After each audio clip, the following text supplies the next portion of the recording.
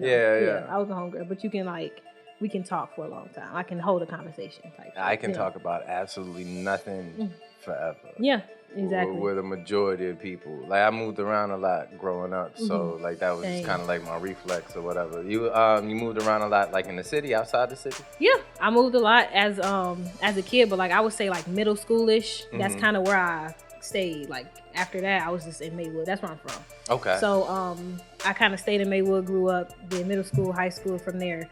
But I lived in Biloxi, Mississippi. Ooh, yeah. That was a culture shock because it was just so country, you know. Of course. But everybody was, you know, that's where the Southern hospitality comes from. So you get like a different vibe of like how people interact, you know, how people help each other. You know, you had teachers taking care of you and going over and beyond, you know, all kind of stuff. You know, the school is outside type stuff. Like, it was real country. The roaches this big. They flying around and stuff. Yeah. Exactly. The dirt roads, all kind of stuff. And then I lived in Milwaukee for like on and off because, you know, I got family there. My mom lived there, her husband and stuff. So I moved around as far as that. And even with like family members, they might have lived in like Romeoville, so it's like real white, you know. Yeah. So and then like I said, I played volleyball, which is like something to be good at. You got to play AAU, so it's like the traveling teams and stuff. Gotcha. So that's predominantly a white. Oh yeah. Whole system. There's a lot of Stephanies and Christines. Exactly, and Amy's and Sarah. So I walked in there. I didn't even know I was doing it. First of all, my grandma tricked me. She was like, okay, you got a little practice tonight, like an open gym. That's how she worded it. So I was like, okay, I'll go. You know, I walk in. I was the only black girl. And I'm not even like, you know, I'm black, you know, like the hair, and I got like big hair and stuff. So I walk in there, I'm like, oh, shit, you know. And then she was like, okay, that was fun. You know, they said you did good. And then next day, she was like, you got it again tomorrow. And the next day, and the next day. So from there, from like 7th grade up until my senior year of high school, that's what I did. Did you feel like the only black girl playing volleyball, or did you just feel like a girl playing a sport with other girls? At first, I felt like the only black girl playing volleyball because it's a culture shock. You know, I've never been around that before. But then you get to know these people, and they just like excited to meet you. You know, you be around a crowd of white people, and they just like, oh my God, you're here, you know, and they just like, okay, let me just relax. Like clearly, I'm overthinking this. You know, yeah. Like it was just a cool experience. If anything, I've made other friends and all that kind of stuff. Sure. Mike, you straight from the south side. Mike, I'm just so happy to be here right now. Real Rap Podcast. But yeah, that's dope that you had that experience though. A lot of people stay in their own little bubble for the most part. But yeah, I'm thankful for it, yeah. Yeah, whenever something different does happen, like you're naturally gonna be excited about it, right?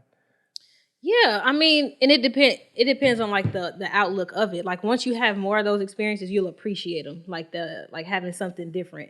But if you go into it real closed-minded, then you looking for problems. You looking for something to be wrong, and you pointing them out, kind of thing. But if you look at it in the sense of like, I can really learn something from this, or you know, I can, you know, gain, like it's something to gain from this, then you know, it's just all about your outlook and being thrown into that. That's the only thing. Being comfortable. Yeah. So. Did you experience any like hate or anything like that in there? Never. That's the crazy part. I never experienced. You anticipated for it, but it never really. It's not that I experienced like or anticipated hate. I really just didn't know what to expect. I'm just like, will they like me? You know, will I fit in? You know, do they speak my language? You know, like because even though I'm in 7th grade, I still kind of like got some slang about me, you know. I don't really know the shows they watch or the music they listen to. Like, can we even relate? You know, like I'm gonna just be a little... Did you watch Dawson's Creek? Exactly. Who's exactly. What? You know, like no, I was watching The Wire actually. You know, so it's just like an awkward thing. I'm trying to find out where Wallace is. Like, right. Is Omar them good? You know, and they just like you know, and then but. After a while, you realize how much they love our culture. Yeah. And you know, like they know Nicki Minaj, they know Drake. Like I was even telling somebody I'm dating, like I tried dating outside of my race one time, and it was cool, but it wasn't like it was that disconnect, like the whole culture thing. You know, like the insiders Black people might have. You know, like he didn't understand, but he knew like Lil Durk and his family and you know, his entourage, and he knew all of that stuff like in depth more than me. I'm just like, I just know the songs. I just know who Lil Durk is and where he's from. Got you. So it's just one of those things like you learn like these people really appreciate our culture. So it's just like not even like a culture shock. You just got to kind of like get a feel for it. But you walk into it like, oh, will these people even understand, you know, what I got going on or the world I live in and all? Yeah.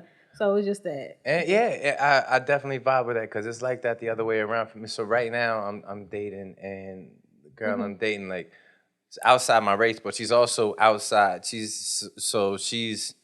I tell her that she's, I've dated this Spanish woman before, but I tell her that she's European, but she tries to identify as a white girl. But she's from a different country, like one of those like Ukraine over by exactly. Why did I say Ukraine? She's not too far from there. I think it's Romania, like something like that? India. Yeah, exactly. It's like Indiana to Chicago type deal, right? Right. And but yeah, there's a culture jump. There's just a skin color jump there, and then on top of that, there's like we got a pretty decent age gap and everything like that. Are you older or is she older? I'm older. Okay.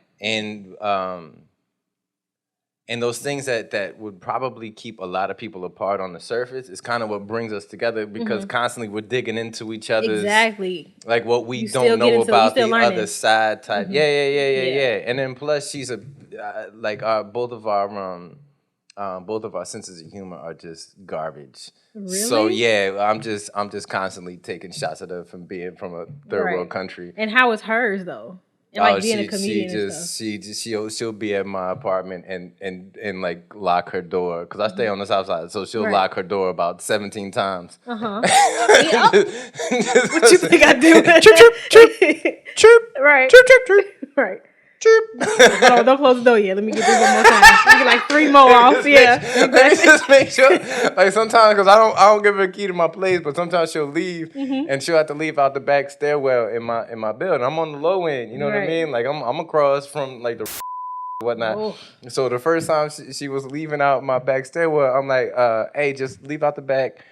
Lock the bottom lock and don't mind them hypes in the stairwell. They harmless.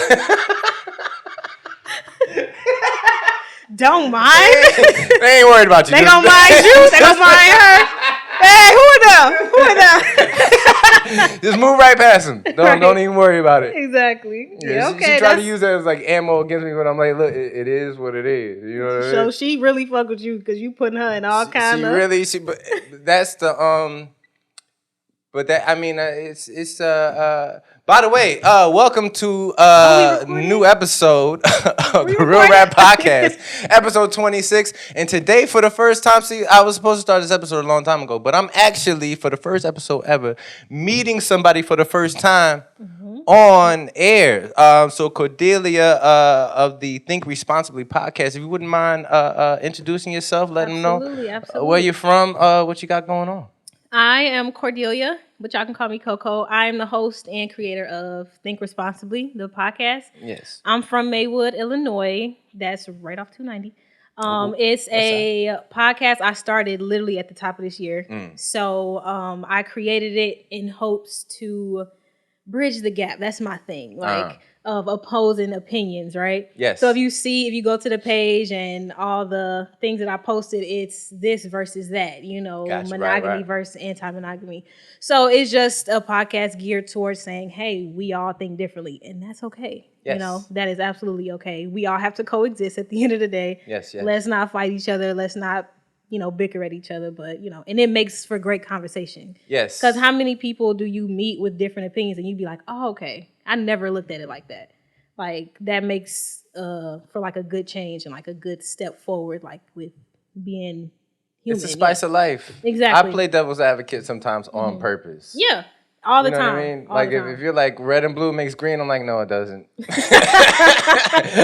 I mixed them together one time and it came out fuchsia. Yeah, that was like, why are you lying? Nah, let's talk about it. Let's argue. Exactly. Let's not do that because I tried it, like you said. I can pull up a video and it's not that. Yeah. Yeah, absolutely. What are you, and I think I just got done asking you your motivations for starting a podcast. My motivation is it's just something that comes naturally to me. Like I said, I can talk to anybody. I can talk to strangers. I can talk to people I know, of course.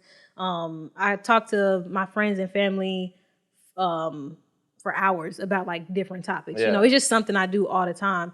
And like I said, I watch podcasts, like my own TV shows. Like I know when this podcast is going to drop and that. I already know I got my week lined up or when I'm going to watch it, when I'm going to listen to it and stuff. So it's just my interest. So it just comes like naturally to me. And like I said, I really have debates, or I'm on social media. So I see these debates all the time. And I'm just like, come on, y'all. Like, y'all over here fighting each other and y'all don't even know these people. Y'all know nothing about them. So it's just like, let's just talk about it. And like, if we can get an idea of both sides, we can just kind of understand it and like break it down that way and just, you know, without bashing people and stuff like that. So one of the things I want to ask you right away is you're running a podcast right now. We basically started the exact same time. And if you're anything like me, you're a slave to your analytics.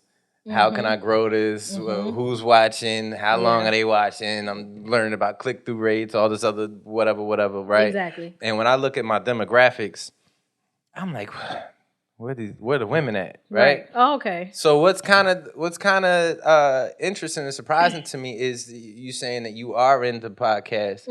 I'm surprised, like for whatever reason, I thought podcasts were primarily digested by men. Like really, like what are you watching? Who are you watching? And be the expert for women interested in podcasts right now. What are women tuning into?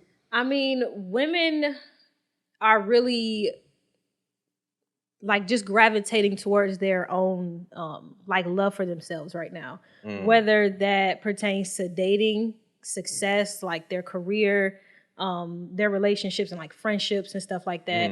So I watch Poor Minds. That's a female driven podcast by two women. They sip their wine and they talk about dating. They talk about all these aspects of dating, and they have experience and they talk about them and they like share their experiences. You know, don't deal with this. Look out for this. You know, and when they make it fun, you know, it's digestible. It's not just like a list. You know, like a criteria or anything like that. They got personality. They have personality, exactly. And as far as like and like I said, we're becoming like our own businesswomen and like career driven. Yeah. And I believe there's a woman, Kiana Watson. She's like a real estate goat out of Atlanta right now. And she has a podcast called Rants and Gems. And she's just dropping gems on, you know what's up? Yep, like, yeah, it's a good one. And she's given a whole lot of game as far as like real estate and things that we should know, because I think everybody, not even just women, just everybody's gearing towards that. You know, owning their own property and everything. So it's just different lanes. And that's surprising that you said it's male driven, because I feel like a lot of women are kind of gearing towards that. And even like on like a promiscuous level, like I know I just interviewed FC Network, and they have a girl named Jody. She has a podcast called Not Horrible Decision. That's another podcast, by the way.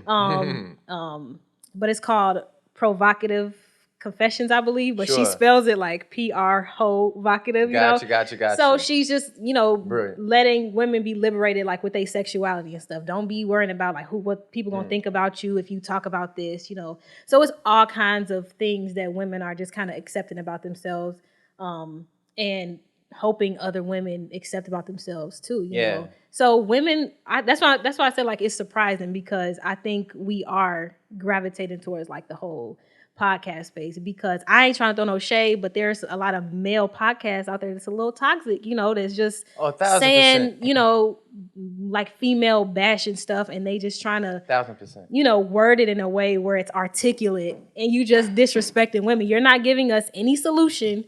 You know what I mean? You're giving us straight up women this, women that, I need to do this, or, you know, women need to do more of this, you know, trying to tell women how to be women. There's those two guys that were kind of popped for a hot second, Flex and whatever. I know what you're talking. I don't even want to get them no. I don't even want to give them no clout. But I know who you're talking about. And to me, it's like either they're really stupid or they're really smart. Because if your idea is, I just want the clicks, I want people to look at which this, is and probably turn it that, on, you know. Yeah. I was before you got here. I was just talking to Big Joe. Like after, and by no means, I mean I'm 6 months in. Okay. So Same. my expert level, I'm still a white belt to this, right? Right. But so far, the amount of shows that I'm doing, I'm starting to get a grasp on what people are looking for. When I do short clips, what are they going to click on, right? Right. And there's a part of me, and this might be for better or for worse, there's a part of me that wants to hold it to, I was telling Joe, it's like the G code, but at the same time, it's like my own personal code of things. So I had a couple of guys on here, man. Shout out Birdie G, shout out Killer Cam, right? Both these guys, legitimate street guys, right? Both these guys got a pass on the inside. You know, they was locked up for Out the Bam, right? And they're on my show. Okay. And right now, the Locked Up, the podcast, down for 25 years of podcast, those kind of things do numbers. Right. If you sit there and talk to somebody. There's drama. Is Then they sit there and talk about, oh, this guy got slashed in the face. And da, da, da. So when he's on here, like, back in my mind, I'm like, all right, so I could just ask him, hey, what happened when you was hey, stories tell me about stuff. the booty goons. Right. But I'm not. But I'm like, yo. Oh my God. I'm not the back doors. Yeah. But the back doors get your clicks. Exactly. But I'm like, I'm not gonna do that. Like I see other podcasts. Hypothetically, if you went on somebody else's podcast, by now they would have already been like, so what do you like to do when you're naked with a guy in the room? You know what I mean? And it's like, all right, hey, if I chop that up, is it going to get clicks? Yeah, sex sells, violence sells, locked up sells. But I'm like, nah. Drama, toxicity, all that sells. And it's just like, you know, if you look at it from, like, let's take away like not even the intent, but just look at it from like a business perspective, right? Okay. The whole point is to get views. Yes. To make money, to make your show pop. So what do? You have to come up with these topics and these, or have guests that will bring in a certain audience, or get these clicks that'll bring in a certain audience. So some people say, you know what? I'm gonna just look at the top 3 criteria. I'm gonna look at the top 3 topics that's making shit click for real and that's gonna bring people in, and I'm gonna just go there. I don't even care about these things for real. I know it's not conducive to the community. I know it's not like conducive to like people. I'm encouraging some BS right now. Yeah. But I'ma still do it because it's gonna help me get these numbers. Yeah. You know, so I look at it from that, like just that understanding. But then it's just some stuff that just goes too far.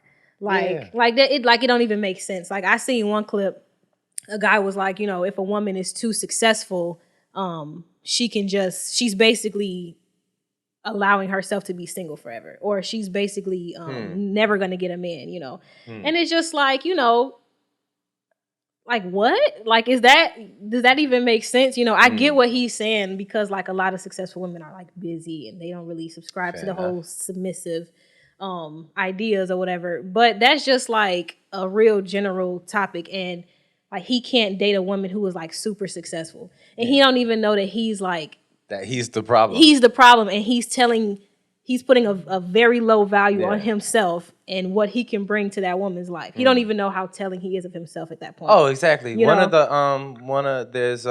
heard it from wherever I heard it from, but at least I'm not stealing it and saying it's my idea. But I heard somebody said A's higher A's, B's higher C's.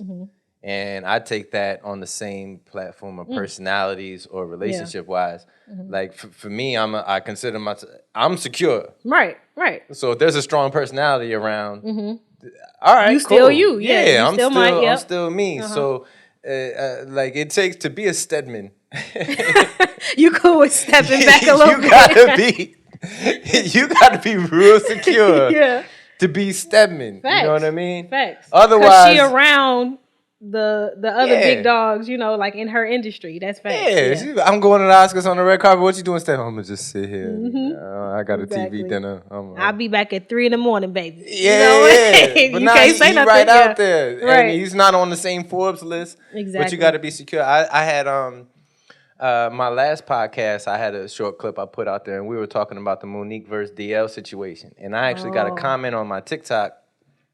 Where a guy was, some random user was like, that's the reason black dudes go with white women, because black girls don't know how to shut the fuck up.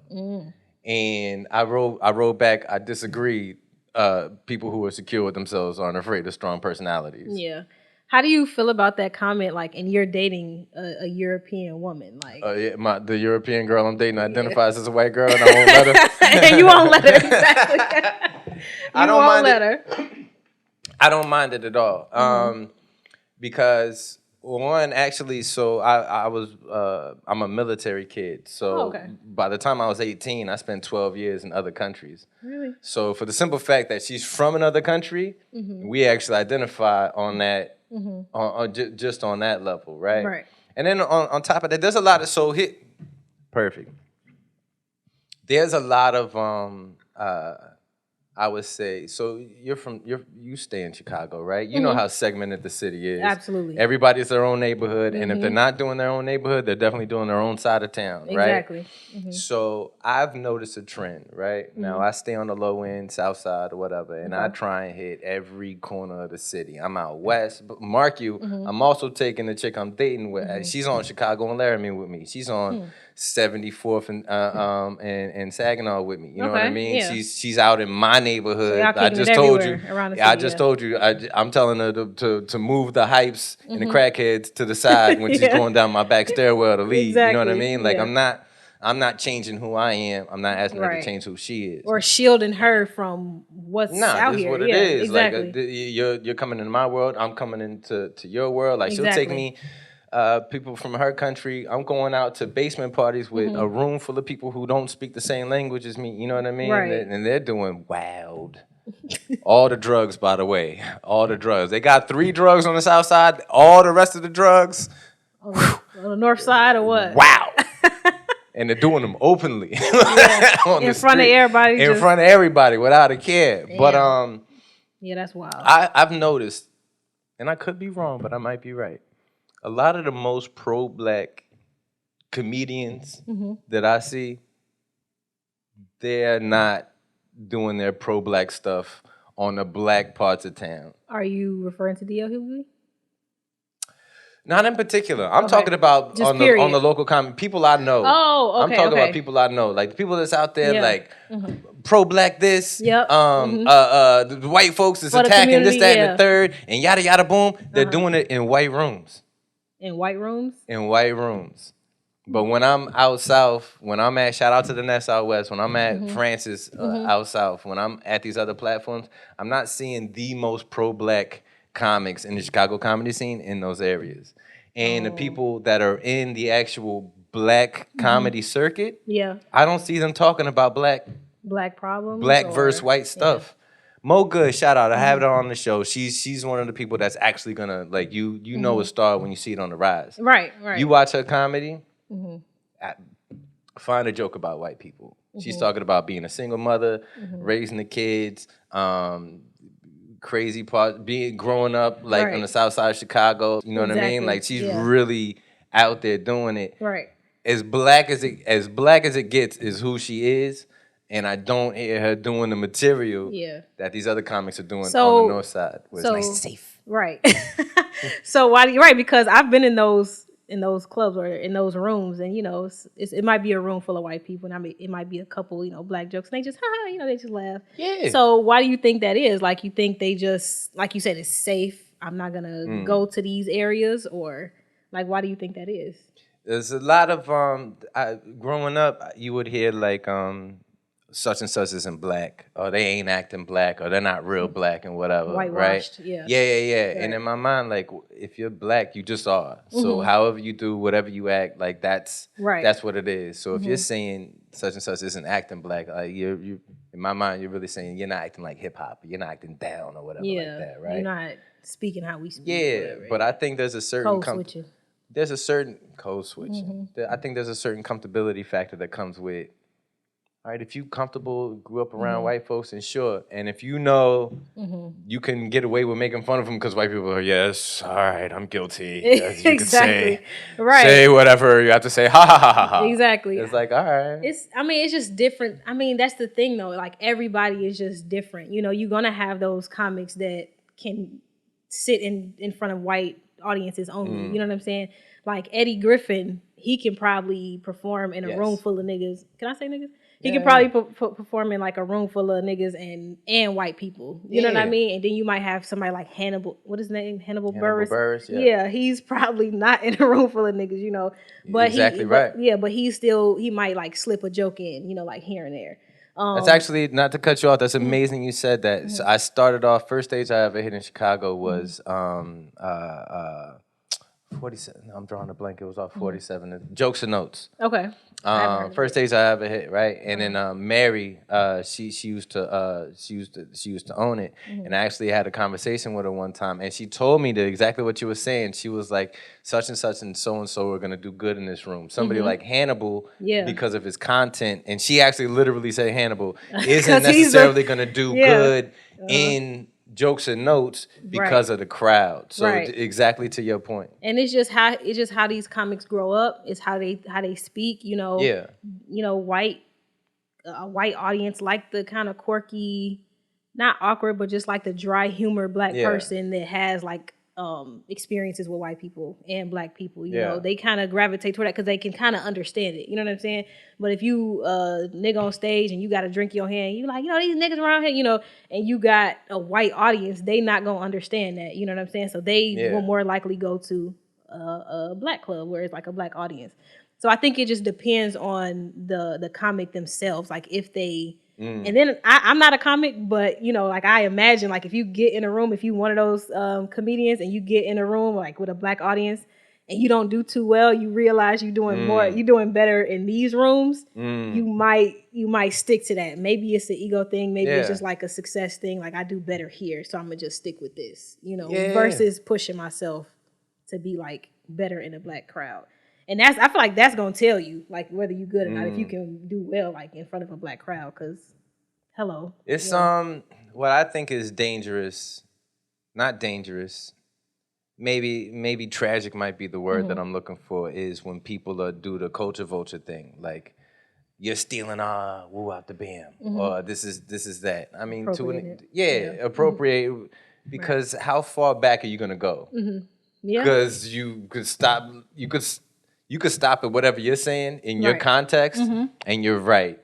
But if you keep tracing it back and back and back and back, like how far are you willing to go to say so-and-so started this? Exactly. And now you're appropriating whatever. Because when the Black Panther, the movie Black Panther, right? Chadwick.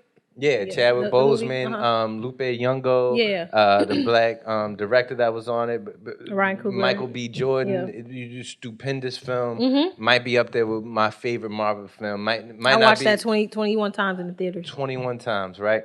I went 21 times. Who started it? Who created the character? Two white guys in the 60s. Exactly. And back when they wasn't and doing it. And they called it Black Panther. And they called it Black Panther. And then created like three other black characters just because they recognized that there was no representation. And it wasn't at a time where you can get Instagram likes for doing something like that. It probably wasn't all that comfortable. There was probably a few people they work with that was like, you gonna do what? Exactly. Who? You pushing this. You know what I mean? Yeah, exactly. It's not gonna sell. Yeah. So you can sit there and run that loop on appropriation, but I'm like, man, it's... Yeah, where's the line though between like appropriation and actual somebody like advocating for us? You know what I mean? Exactly. Like, is that appropriation? Is that like? And I was just talking to somebody about like Beyonce, like she has this album coming out, and they like, well, it's gonna be like actual her music, not this Black is King album she came out with. And then Kendrick Lamar, he just did like this tour or something in Africa, and he was like in the rural parts of Africa. Yeah. And they just like I guess like the Africans have something to say about it. Like the African community here, whether it's Nigeria or Ghana, they're just like, they're tired of seeing these American artists going to Africa and like letting it be their cultural reset. You know what I'm saying? I'm going back to my roots, or I'm getting some inspiration from these places. Sure, you know what I'm saying? And they kind of like, it's kind of like a slap in the face. Of course, they go in there to give back. They probably go, feed a few communities and everything. Yeah. But it's just like, where is the line between appropriation versus like advocating for, a certain community? So I mean, it's just a matter of like how you take it, perception, and everything like that.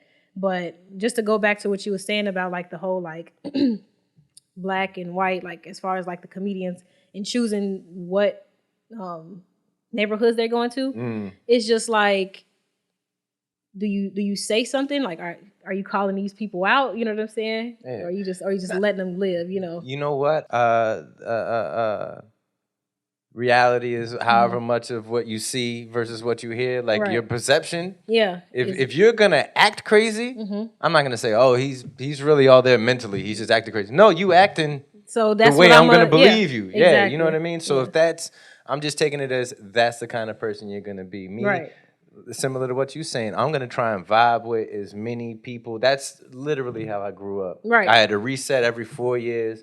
Pops had to pack up. We had to move. And I'm in a new country, a new state, a new city. Yeah, and you got to clean that slate and just take in whatever is in front of you. Right. And if you take my brain and stick it into somebody who was born, raised on the south side of Chicago, I probably have a bit of a different outlook because I'm going to see the same thing, you know, around me nonstop. Like a West Sider might be foreign to me. Like, ew. Right. Like, exactly. Exactly. What are you doing over here? You're weird. You know what I mean? Yeah, y'all do some weird stuff out there. You know, exactly. Which is funny because I just had Southsiders on my show, and they just like if you listen to theirs, they just always got something to say about like, you know, like the West Side and stuff. And I went to school on 95th. I went to Chicago State. So I see some crazy stuff. And I'm just like, yo, I cannot wait till I graduate. Like, it'd be some crazy stuff going on out here. Yeah. There's a girl talking to herself. She gangbanging to herself, like on the bus, on the red line and stuff. So I'm just like, oh, man, they would never do this on the blue line. You know, I would never see this. But it's just like those little differences that make us, you know, that Tell just you make what, us different. now that I think about it, if I had a problem, which anybody, you get to live your life, but what makes me go, ugh, you disgust me, is somebody that's like, I will only date white women. I will only date XYZ kind of da-da-da-da-da. Now, if you just stumble across somebody and you guys got kindred spirits, and then that's different. Hey, blessings. I hope everything works out for you. But if you're one of those people, which we all know, who are like, I'm only going with who was Funk Flex and DJ Ashy Knees, whoever those guys was that we was talking about that got that podcast where they just whatever they cornball name is. The Fresh and Fit, and they're neither. They're neither. But if you say, hey, I only date white girls. Like again, to me it's like, all right, so you're just saying that the perception is black women have strong personalities, and you can't handle it. And you can't handle it. Because we're gonna hold you accountable every time. Yeah. Every time. And it's like, if you don't want that, then go ahead. I don't bash people. I feel like it's okay to have like your preference, but don't go throwing dirt on us, you know, on black women or black men for that case, because it'd be, you know, black women do it too. But yeah, just don't go throwing dirt. It's okay to have your preferences or whatever. But I think that's what it is. Like, it'd be a strong personality, somebody that's gonna hold you accountable in every aspect, and you know, force you to be accountable. And if you can't handle it, then you just digress. You know, oh, okay, I'm gonna just date this type of woman because I can do what I want here. You know what I'm saying? Like, I can kind of live how I want. I can kind of get away with my bullshit. You know, if I go this way, that kind of thing.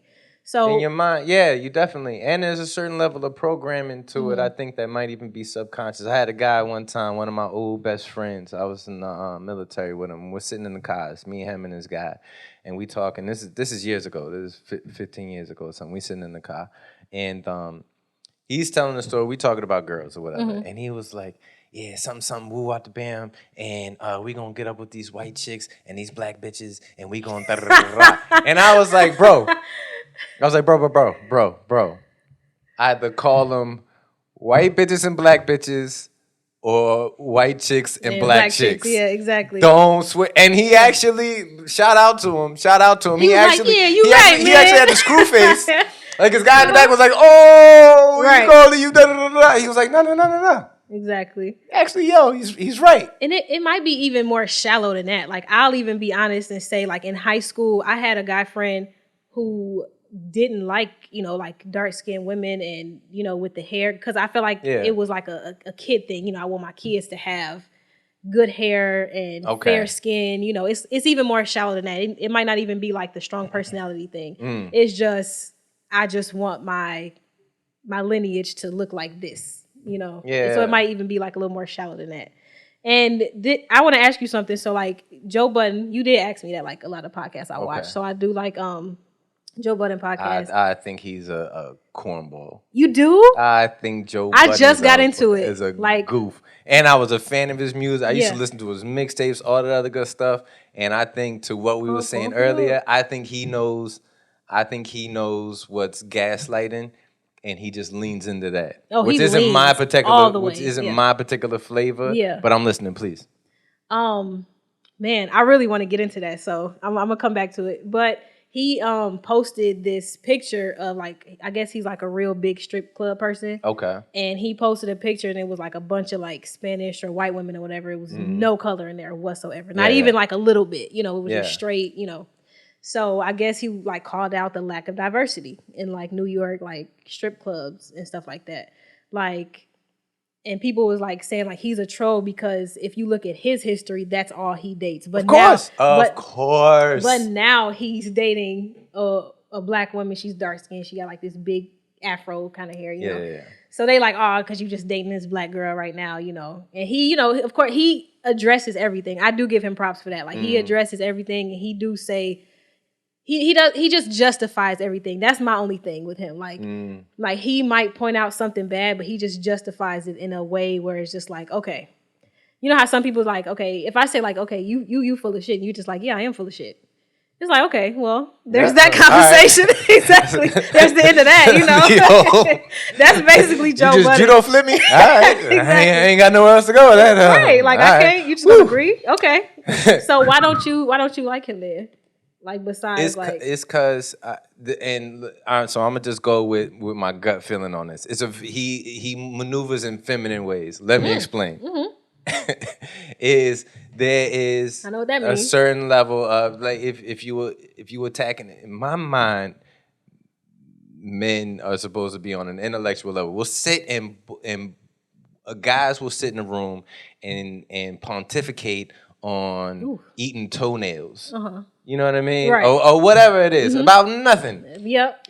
For hours. For hours on some logic and really get down to, hey, if a girl, you know what I mean, had like a outie belly button that's like 2 inches, you're gonna get with it? Like, would you bang out a girl that had was missing like a whole leg? Yeah. Well, that'll be a 5-hour conversation. Exactly. Let alone if you guys are smoking and just about nothing, right? Yeah.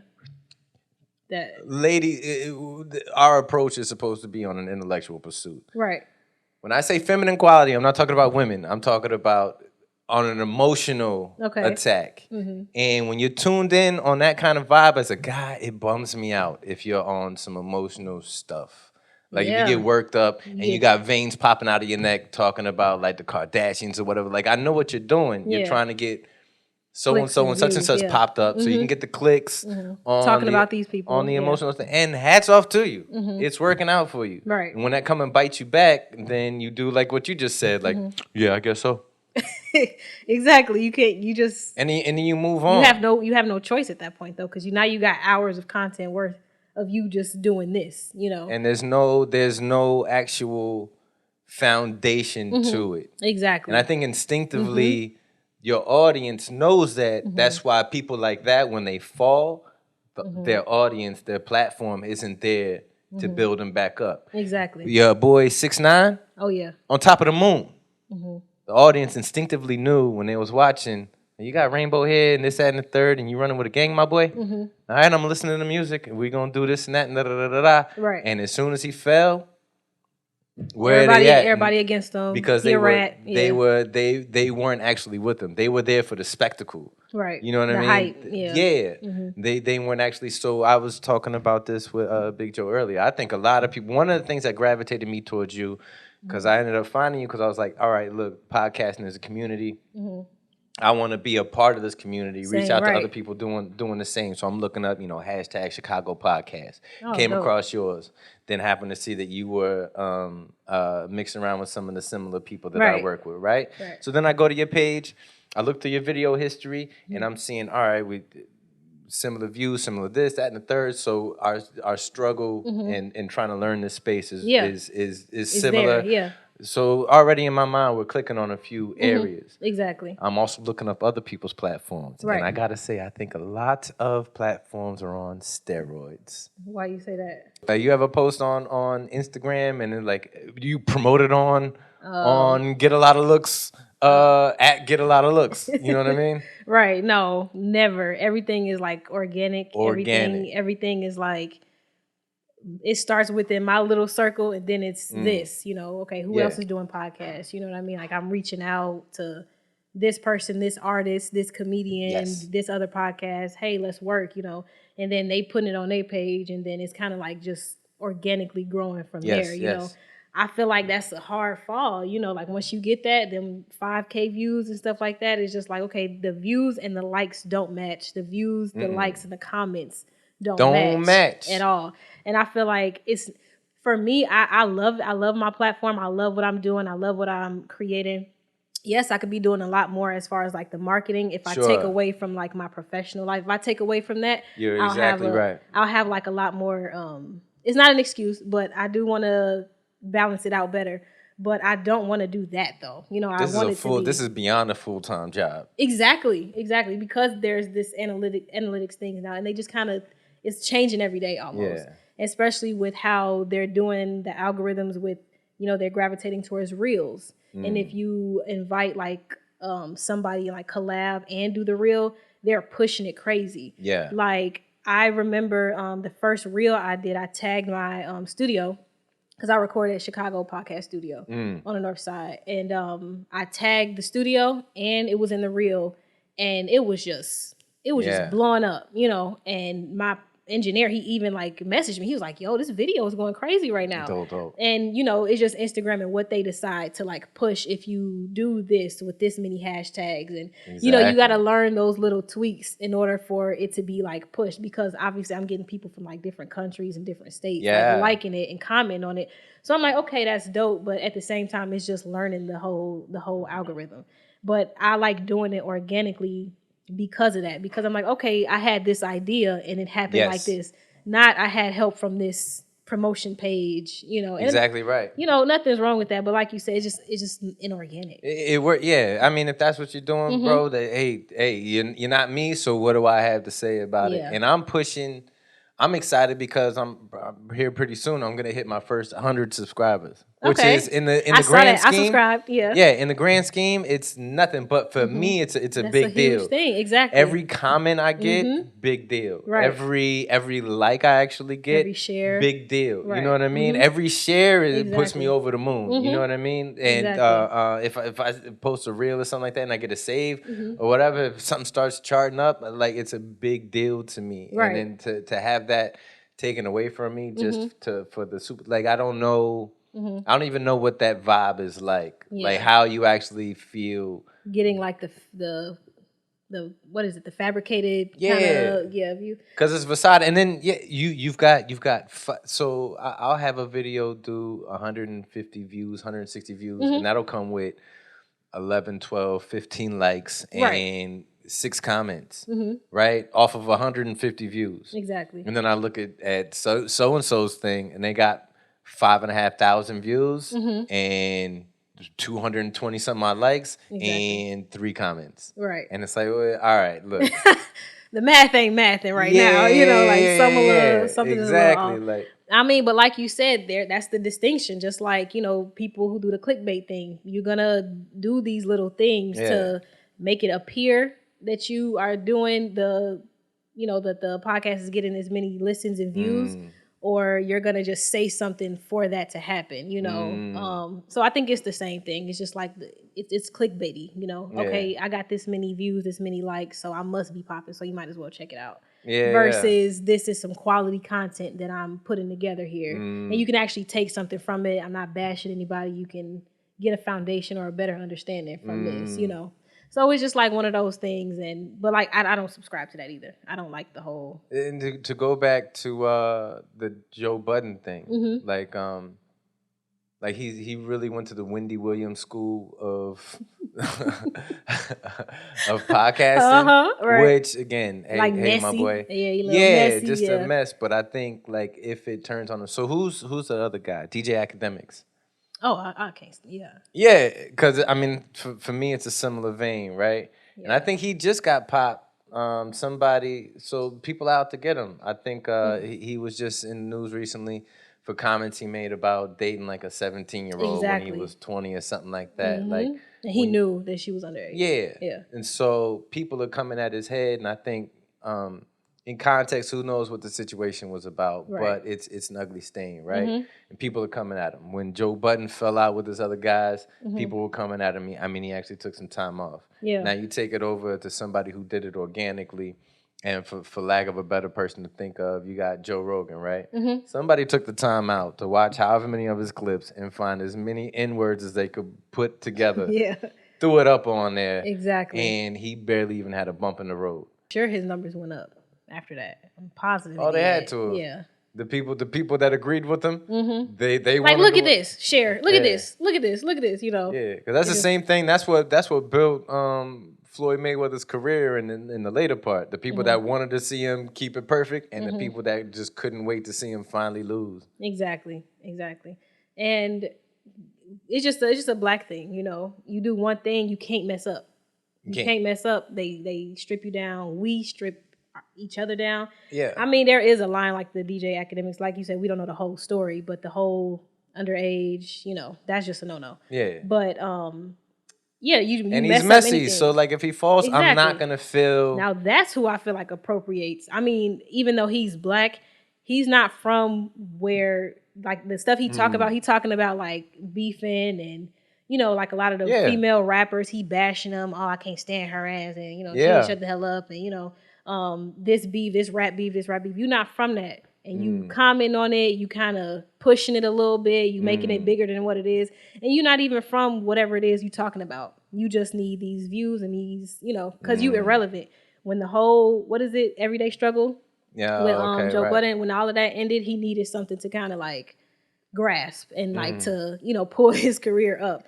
And I feel like that's what he subscribed to, like the whole messy stuff. So, and I don't think it's a coincidence that Joe and DJ came from that same platform, couldn't work with each other, went their separate ways, and then it's just a bumpy road the entire time that they on their thing. Right. Mark you, whatever they doing. I mean, you follow one of them, I follow the other. So, oh, you follow DJ Academics? I do listen to his content when I see it on there. You know what I mean? Just because there is that thing, just that mess that you kind of like, and that's what I like about like Joe Budden, because he's funny though. You know, he kind of makes it funny, and the guys that he sit with, he bounced back well with the two guys he added, because I like them too.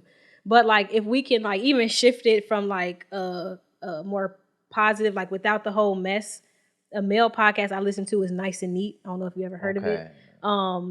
They center their podcast around like the 360 development of like a man.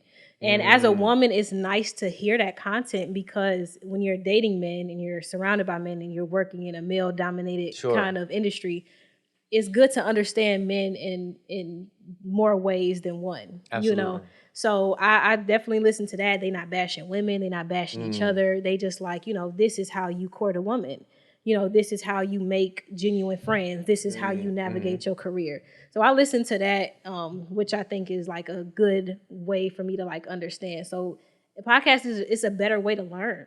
You know, we share taking over now. Yeah, exactly. It's a way to share experiences, to just have like a idea to get a better understanding. You know, it's almost hard these days to even have like your own thought process on something solo. You kind of have to bounce it off the idea of somebody else. So the smart people out there, as soon as something happens, somebody will just hop on the socials, state their opinion, because the 2 seconds after it happens, everybody else is running the socials to say, all right, what are people saying about it? Exactly. And I'm going to base my opinion off of what you just said, whether I agree or disagree. Exactly. And then that's what's getting the looks, and that's what's taking over these days. I mean, not too long ago, 20 years ago, before the internet was really popping like this, you'd have to watch the news, and everybody's watching the same facts, same 1 to 3 sources of news.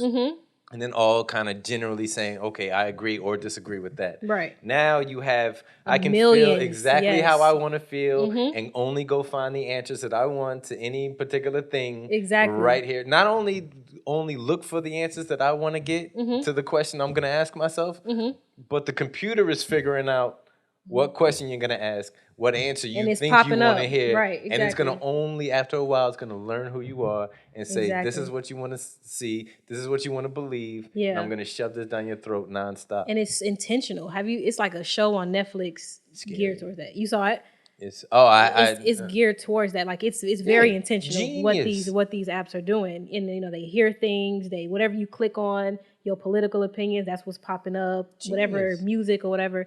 And I mean, like you said, when we was growing up, I didn't know if Chris Brown was cheating and what Drake and I just had Word Up magazine, and I just had like the magazine and whatever interview they gave.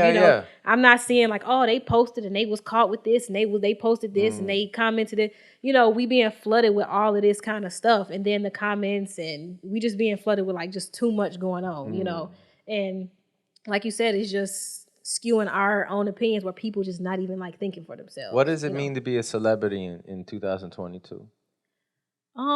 Just attention. How much attention can you get? It's not about impact anymore. It's not about talent anymore. It's not about skill. None of that. It's just how much attention you can get. How many people can you name right now that you don't even know what they famous for real? Yeah, there's a bunch of them. That was a talent within itself for a while, but now like people are famous for just being wild and reckless. Yeah. People are just famous for being pretty or being handsome. People are just famous for having a good relationship, a nice marriage. Like, oh, look at them. They got a nice marriage. Yeah. Let's subscribe. Nothing wrong with that. But it's just, I think that's the celebrity nowadays. It don't really take too much. It's just how much of this, how many screens you can appear on, There's people that have channels for their pet. Yeah. For their cat. I talk about it before too. Yep. Like I get mad at myself if I'm sitting there looking on my socials and I'm watching somebody watch something. And I'm like, am I watching a reaction to some shit? I didn't even look at the original thing myself. Exactly. I'm watching somebody else sit. It's a split screen, and the guy over here playing on his guitar, doing a trap beat on his guitar, and some other dude going. Exactly. Like did you just get 11,500 views off of doing that? He nice. He nice. Like, that's exactly what we doing. Like, wait, you ain't even spitting no bars, bro. Right. Like, what am I doing? The eating thing, the ASMR. Oh, is that the one where you like scratch on the table or something? That too. I ain't gonna lie. I watched the lady who be eating the crab legs and stuff. Yeah. She get a big old thing of crab legs and lobster, and you just hear her eating them and cracking them. And I'm just like, damn, I do this every day, And I feel myself turning into the zombie. You know what I mean? Yeah, like watching it. Like I got bit by the vampire or whatever. And, it's a full moon out, and I feel my hair's growing and my teeth getting sharper. I'm like, oh, no. I'm turning into one of them. I'm one of them. I go to a crab house, and I'm just, like, doing the same thing she doing. Like, she did it like this. I need some lemon. I need some of this. You do the same thing. And just like the kids that's 7-year-old millionaires because they play video games very well, and it's just how you can make money, just the YouTube, the views you can get, like that's the whole like celebrity thing. So it's not really like about impact. You really had to have some kind of skill, some kind of talent, It's giving absolutely everybody a platform when at a certain point is that in time. A good thing or a bad thing though? I think it's a good thing. Okay. Because I mean we're this is the United States, home of capitalism. Competition drives everything. So how you get it, right? Yeah, if there's one girl and 10 guys, it doesn't matter if she looks like a baby monkey foot in the face. Right. She's gonna be taken down. The 3 of the guys are gonna die off a fight. Exactly. You know what I mean? And then the rest of them they're really gonna be showing out. Right. Now, if there's 12 women and 10 guys. Now it's actually competition. Now it's what are you bringing to the table? That there's, you know what I mean? And who else is there? If you got a baby monkey face, you know what I mean? Then all right, what is your personality like? What else are you bringing to the table? This is what we dealing with. So I guess I can overlook that. So now there's so many podcasts. There's so many people that are making money off of picking their nose and going squish, squish, squish, squish. Right. That like in order for us to step out and doing what we're doing, we have to have something that we're actually offering to people, and just have like that originality. I think that's the biggest part. Just something different. And, I don't think it has to be like an intimidating thing. Like, what can I do that's different? I think that's the fun part of the process. Like, what is it what could the world of podcasting like use more of, and just having that confidence of like, okay, I can bring this to the table. Like, I know I have this kind of perspective, and I'm sure you and we watch enough podcasts to kind of list that out, like, okay, I don't need another podcast talking about just sex. I feel like that's enough of that. Or where we talking about like women ain't shit or men ain't shit. Sure. We don't need that no more. So it's just like finding those like little nicks. So let me ask you, I personally like the whole like ad things with podcasts. Like, how people say, like say for example, you cut to like a commercial and you was like, do you have, dry hair? Do you have sofa stuffing hair? Do you have loofah sponge hair?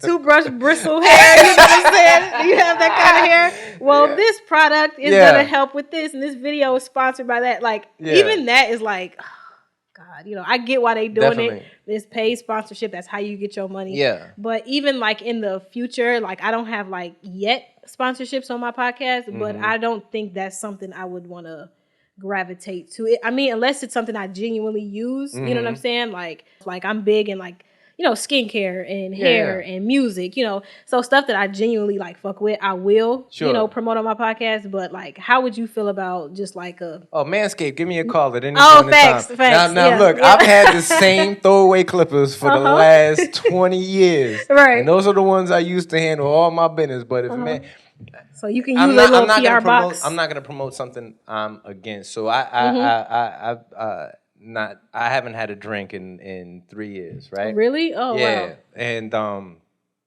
you mind if I ask why?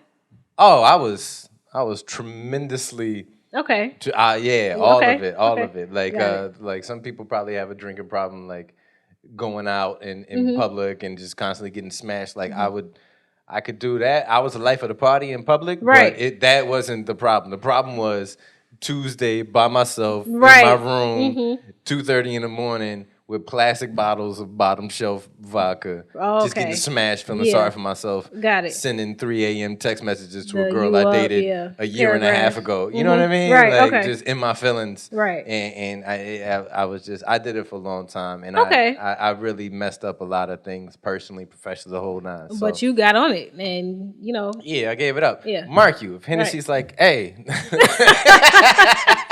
New Amsterdam vodka, exactly. Right. It's distilled 3 times. Like, don't we all know that whole spiel now? Exactly. Like, if your girl and her girls are, doing that. So, there's a guy I watched in the sentence, and he started off like he was in prison for a while, and he started off with his platform. Just talking about his own prison stories, and now he just covers kind of like street stuff. Okay. White guy that was a blood, and this and the third, right? Yeah, that do sound interesting. And but he's also got personality, too, right? Whatever. I don't know how I stumbled across him, but I've already, now he's in my rotation. Like my phone knows, like, hey, you like this guy. So I saw him talking. He was on No Jumper podcast, and he was talking about his platform and a little something maybe you could take away from it. So he starts off his podcast the exact same way, which I forgot to do with this podcast. Your intro? Yeah, my intro. R.A.P podcast, #1 source for comedy news and interviews. But so he was saying, so he starts off his podcast. He goes, he claps his hands like this. He goes, "What's up, everybody? This is 1090 Jake. You rocking with me? I'm rocking with y'all." He said one day. He just didn't clap his hands. And then started off with his thing. And he said he got flooded with comments where people was like, why didn't you clap your hands, bro? Right, yeah.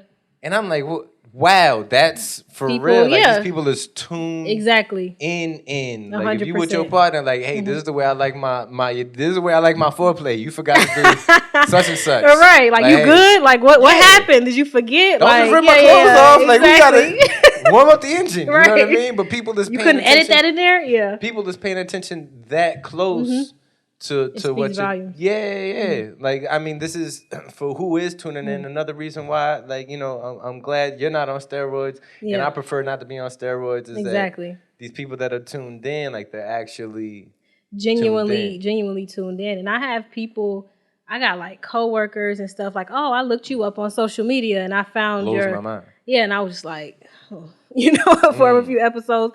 But yeah, it's just the little, I feel like the organic thing just like hits different because it's people who, genuinely like fuck with you.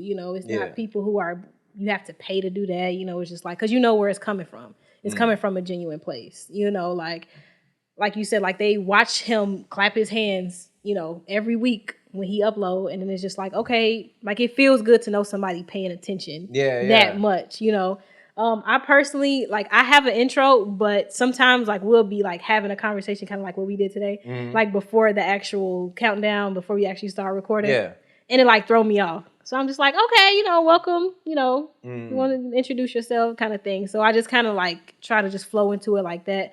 But like, I think that's what I preferred too. Yeah. I started off like doing a okay, hey, sound check, boom, boom, boom. We do that. All right, we're ready.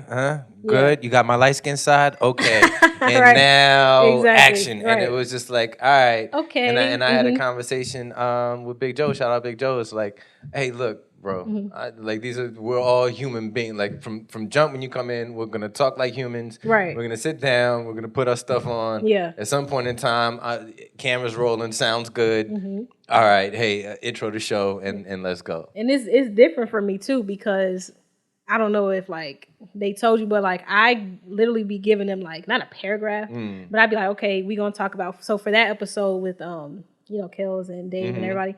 It was like cancel culture versus comedy. So we just kind of like combated that whole idea of cancel culture and everything and just letting creatives be creatives, within reason, of course. What'd you take away from that?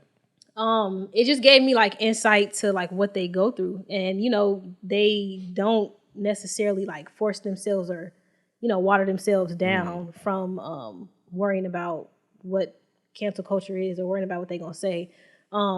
But I think Dario said like it doesn't even exist. It's just a bunch of haters. He was just like, they just waiting on you to fuck up. So once you do or once you say something people don't like, boom, this is cancel culture.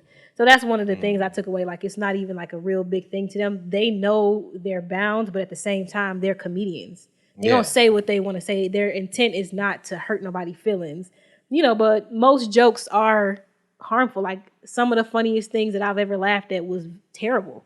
You know what I'm saying? If everybody agrees with the joke you just told, your joke stinks. It sucks ass. If they agree with it, or if you don't offend a good 40% of the people in the room, your joke is horrendous. Exactly. Like like Cat Williams, like the whole Michael Jackson thing when he did the Whitney Houston thing. Like, them jokes is hilarious. Like Dave Chappelle is hilarious, and they not out here like doing this in real life, at these people, like, point a finger, oh, you this, you that.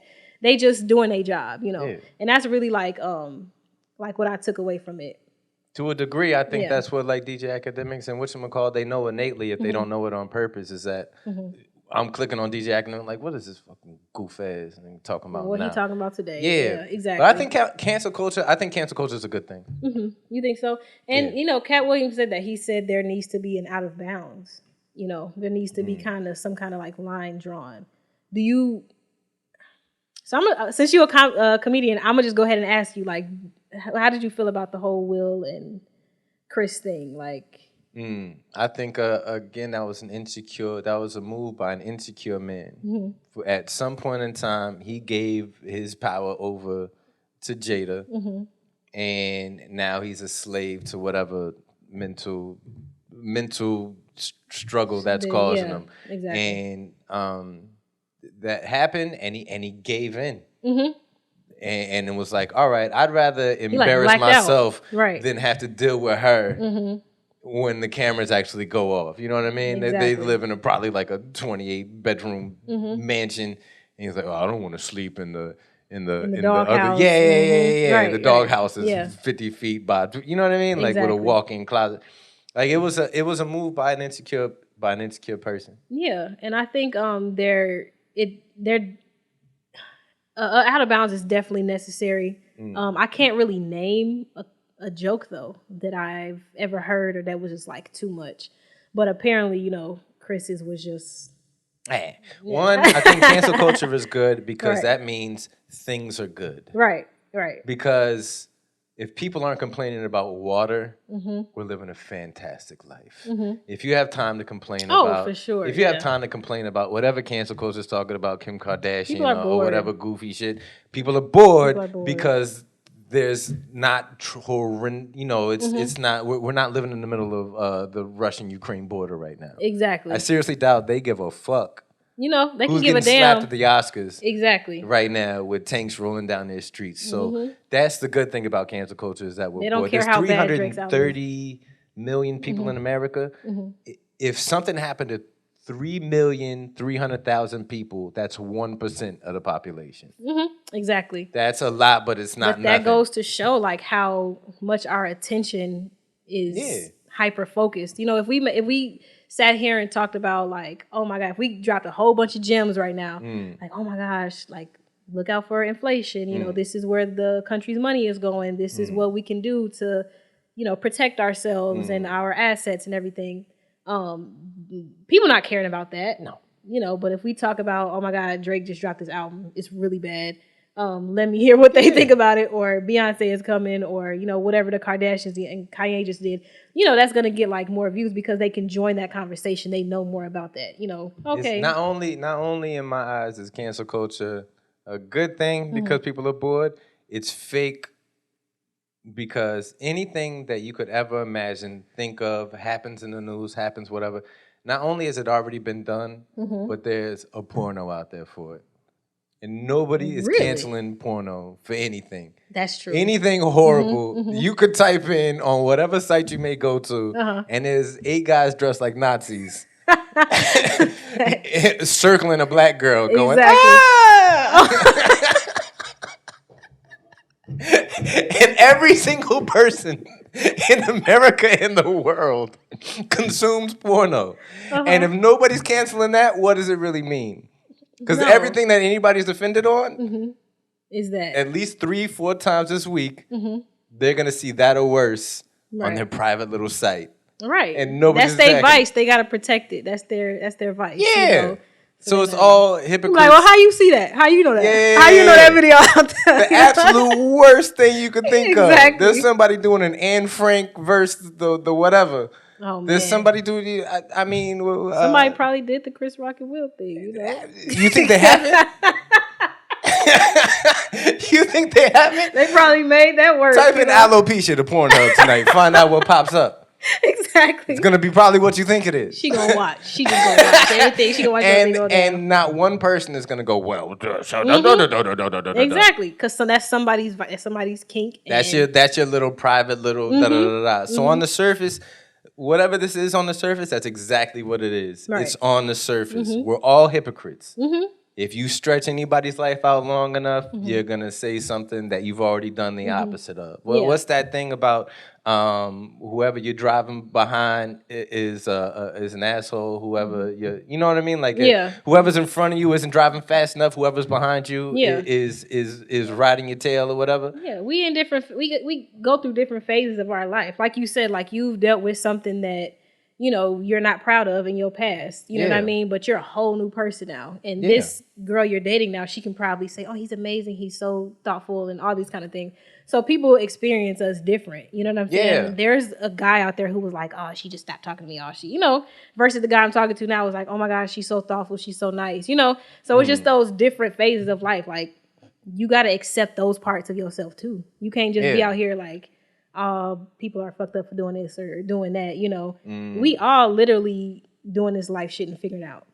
Absolutely. And I heard somebody say, like, you know, once you realize that part, that everybody is out here just doing the best they can and everybody out here is just trying to figure it out themselves, it'll just make this whole life shit a lot easier. You know, like your interactions or your relationship. It'll just make it a lot easier if you just realize, like, yeah, I'm just figuring it out too, but so is everybody else. You know, nobody out here perfect. That takes a humble mentality to figure out. And also, I mean, we're humans. We're driven on emotions, right?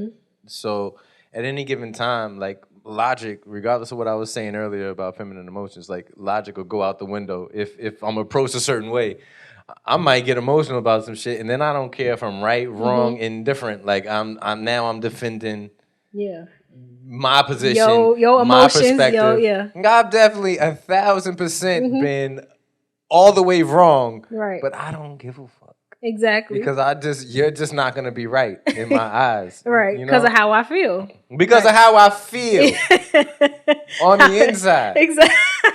Right. You know what I mean? Right. What about me? Do you feel how I feel? Come on now. I'm dead wrong. You know what I mean? But and then I might cool down and admit it afterwards, but yeah, oops. I might not. Exactly.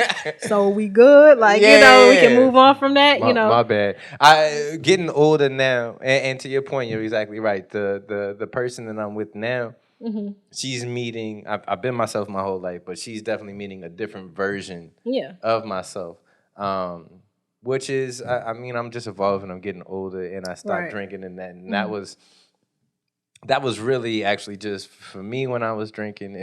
Once it went past the point of doing it for fun or socially, it was a curtain for me not liking myself.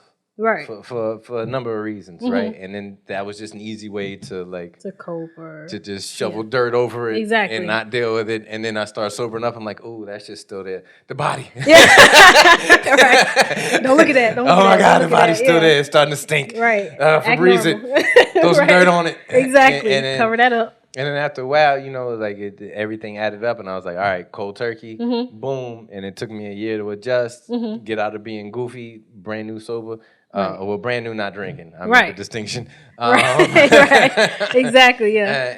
And then you know I'm being this person now, and then this is who she met. Right. And then she would have met that guy before. I wouldn't have approached her or the situation the same. You know. I'm curious. So you've dated pre-social media versus now, right? Like, what do you think are like the main differences, like with dating specifically? There is a talent and an excitement and an authenticism to a spontaneous meet a woman on the street, at the club, at wherever you're at, and you see a person in existence, a warm body, and go, I like her. I'm going to go shoot what my shot. Right. And your brain's got to go, wait, what are we doing? Well, what are we going to say? You're walking over there, bro? Oh, shit. All right, let me get my shit together. Right. And then boom, seeing that and getting shut down in real life, that feels a certain way. Right. Actually being able to get to know somebody and then continuing on, and stuff, that feels phenomenal. Right. Like, it's amazing. Like, you know what I mean? Like, wait, we're really about to go somewhere else? You know what I mean? Go get something to eat or whatever's about to happen? That shit worked? Right. Well, damn. All right. Let me write that down. Let me write that down. Hey, 'cause this is what you end up doing. If you meet a woman on the street, and then she's going for what you laying down. Right. You got to take a moment and run to the bathroom and go. Right. All right. You texting the boys too, or you telling your homies like, yo, I just got the number? Nah, I learned a long time ago. Do your dirt on your lonely. Oh, okay. You speak about it, you know you don't know it. Yeah. You know it, you don't speak it. Yeah. So that's a quick way to mess go it out. up. Yeah. Okay. Like even the person I'm with now, we're not all that on the socials and this, that, and the third, and woo, and because it's it's not conducive. I mean, I feel like unless y'all, here's my thing on that, like. I have so many women, first of all, telling me like, oh, the guy you talking to right now, like, just don't post on social media. Like, they all tell me that. They're like, just don't post your relationship on social media. It's embarrassing. Somebody gonna come to you as a woman, you know. Someone of one of your ex is gonna be like, oh, for real? Really? You know, they gonna have something to say. And then on his end too, you know. But I feel like unless y'all got like the YouTube couple thing going on, sure, yeah, then okay, that's fine. But other than that, you just gonna invite a whole lot of opinions. Yeah, exactly. Whole lot of BS. You know what this is. You know what it comes with. Exactly. Especially if y'all have like a decent following. And the moment, whatever I post on here, it's not mine anymore. It's the same with art, right? If I draw a picture and then I give it to a museum and somebody like, this fucking sucks. All right, I put it in the museum. You put it out there. That's what it is there for. Right. So if you have whatever you're putting on here, it's not yours anymore. Yeah. It's the internet's. And then however they choose to treat it, what comes with that, right? The toxicity, I don't know how to say that. Then that's I know what you meant. That's what's coming with it. So yeah, if you put that in, anybody that does it, by all means, go for it. Right. But now if you put your old lady on the thing and somebody's like, ugh. Right. However that That's makes you feel. Right, exactly. However that makes you feel, you got to eat that. Right. Because you put it out and there. And it's going to people. affect that. It's going to affect your opinion and how you treat that person too. Yeah. Hey, does she still got that butterfly tattoo on her ass cheeks? Oh my God. You got to eat that. Oh my God. Because guess what? Right. You put it out there. She had a past and it's going to come up. Yeah, exactly. So you. That's tough. That's definitely the hard part with like social media, because you just like, you got people coming to you and you got people opinions like, I don't like him. He looking, it's just like, oh God, But I agree. I think I was a little younger pre-social media. I was like I'd say like, middle school-ish, So, you still have people like approaching you, in real life, but it don't hit as much like when you getting little letters that's all folded up from a girl in class, or it's just amazing. My friend want to talk to the little boy, his friend, hey, he want to talk to you, he said he want to hug you, like it's just like little cute stuff like that. Then y'all probably never even had a conversation for real. It was y'all friends talking for y'all, and that was like my whole the other thing. So to back to your original question, like the difference, the volume. Like if I'm at a club, if I'm at somewhere, promontory, wherever it is, and and I meet a shorty, and then we talking, and we start vibing, and then things continue on from there. Or let's say things don't, let's say he needs some milk, and then she looks at the homegirls, laughs, and they walk away. I gotta eat that. That's one. Yeah. You get on the socials. Swipe. This is every guy on a dating site. Swipe. Is there a turbo swipe? I'm gonna swipe on all of them. Swipe. I never did that before. I never did the dating app thing. Here's the thing, though. That's a lot of reject. You find out what your market value is when you take your. Because I'm not good at selfies. I just can't. You know your angles. And on top of that, I've never relied on I've never been like, I look like this and that. And that's what I'm good at. That's why I'm funny. Right, yeah. That's the only reason. All right, basketball didn't work out. So if I like what I like, I got to hurry up and get to the funny part. Exactly. Because one thing I learned a long time ago was if you could make somebody laugh, especially a woman. That's your end. As a woman, chance. We not going to forget nobody who is funny. Like, he funny as hell. So-and-so. Oh, yeah, he funny as hell. You got a chance. So I was like, all right, there's my ticket, right? So I got to hop to that immediately. Yeah, now, capitalize on that. You post yourself on a little social media thing, you get 500 characters and 3 selfies, which I told you I'm no good at. And look, I've never wrote a joke. That's okay, because as a man, you can't. And you find out just what's into you. Exactly. Just on the surface, what's into you, and you like. You don't even want to know. Yeah, I don't even want to. You don't even want to get into it because you're gonna have the boys talking about you like, damn, bro, you out here posting selfies and shit, and then you're gonna have like the women like, oh, he a little mama, he a little sassy, he getting his ankles right, you know what I'm saying? Like he a little pretty boy, you know what I'm saying? Like we don't want to see that. Because any picture somebody posts, there's 37 other pictures that they actually took to find that one picture. For sure. And I don't like the fact that guys is doing that. I think a few guys out there using concealer. Yeah. I don't like how clean dudes' they eyebrows have been filters is lately. looking, exactly. Yeah. I don't really vibe with all that. Like, hey, this social media stuff got hey, they gotta clean it up, man. yeah, like my hairline is just like Barack's. I'll hit the sides, but the front is a little messy. Like I don't. You got good hair though, so it's like real smooth around the edge. You know, I did nothing to earn it. That's the thing.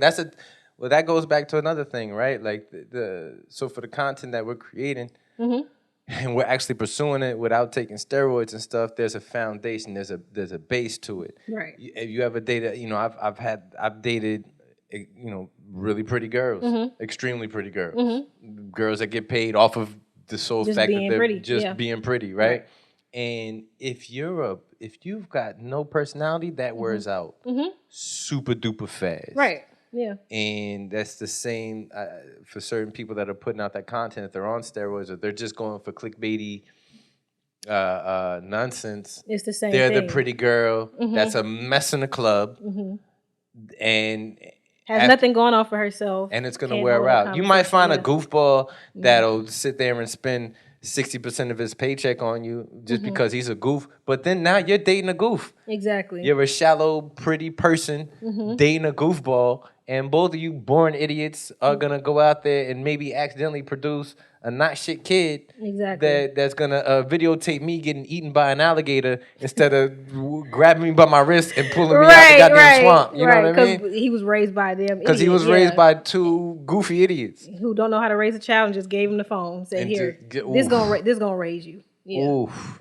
And that's what we dealing with now. But that's the natural progression, right? Exactly. Like it's not gonna be undone. Like there's a tragedy a lot with the new not new, but I mean the thing to do now is with the mass shootings. Like instead of people saying, all right, I've had a tough life or whatever the reasoning is, all right, I'm gonna take myself out. Now people are like, let's make it a video game. Yeah, you know exactly, what I mean? Exactly. And it's damn near just trendy. A lot of things are just trendy now. Monkey see, monkey do. After the big one that just happened in Texas, there was like 3 more. Like one at like 2 at a hospital and another one like at a school. Like what season now? Yeah, exactly. Yeah. Like, oh, this is okay. We doing this? Okay. Yeah. Let me go get mine. How many did you get? Exactly. Okay. All right.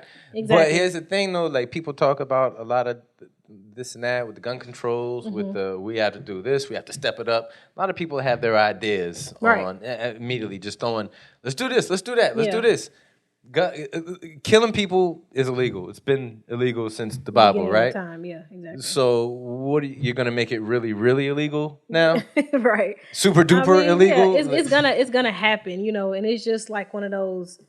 Like you said, it's trendy. It's a topic that's gonna blow over. Like when Steve Kerr did his interview, and he made that was emotional. Like I even felt it, but and that didn't do anything. You know what I mean? Like he has a hell of a platform.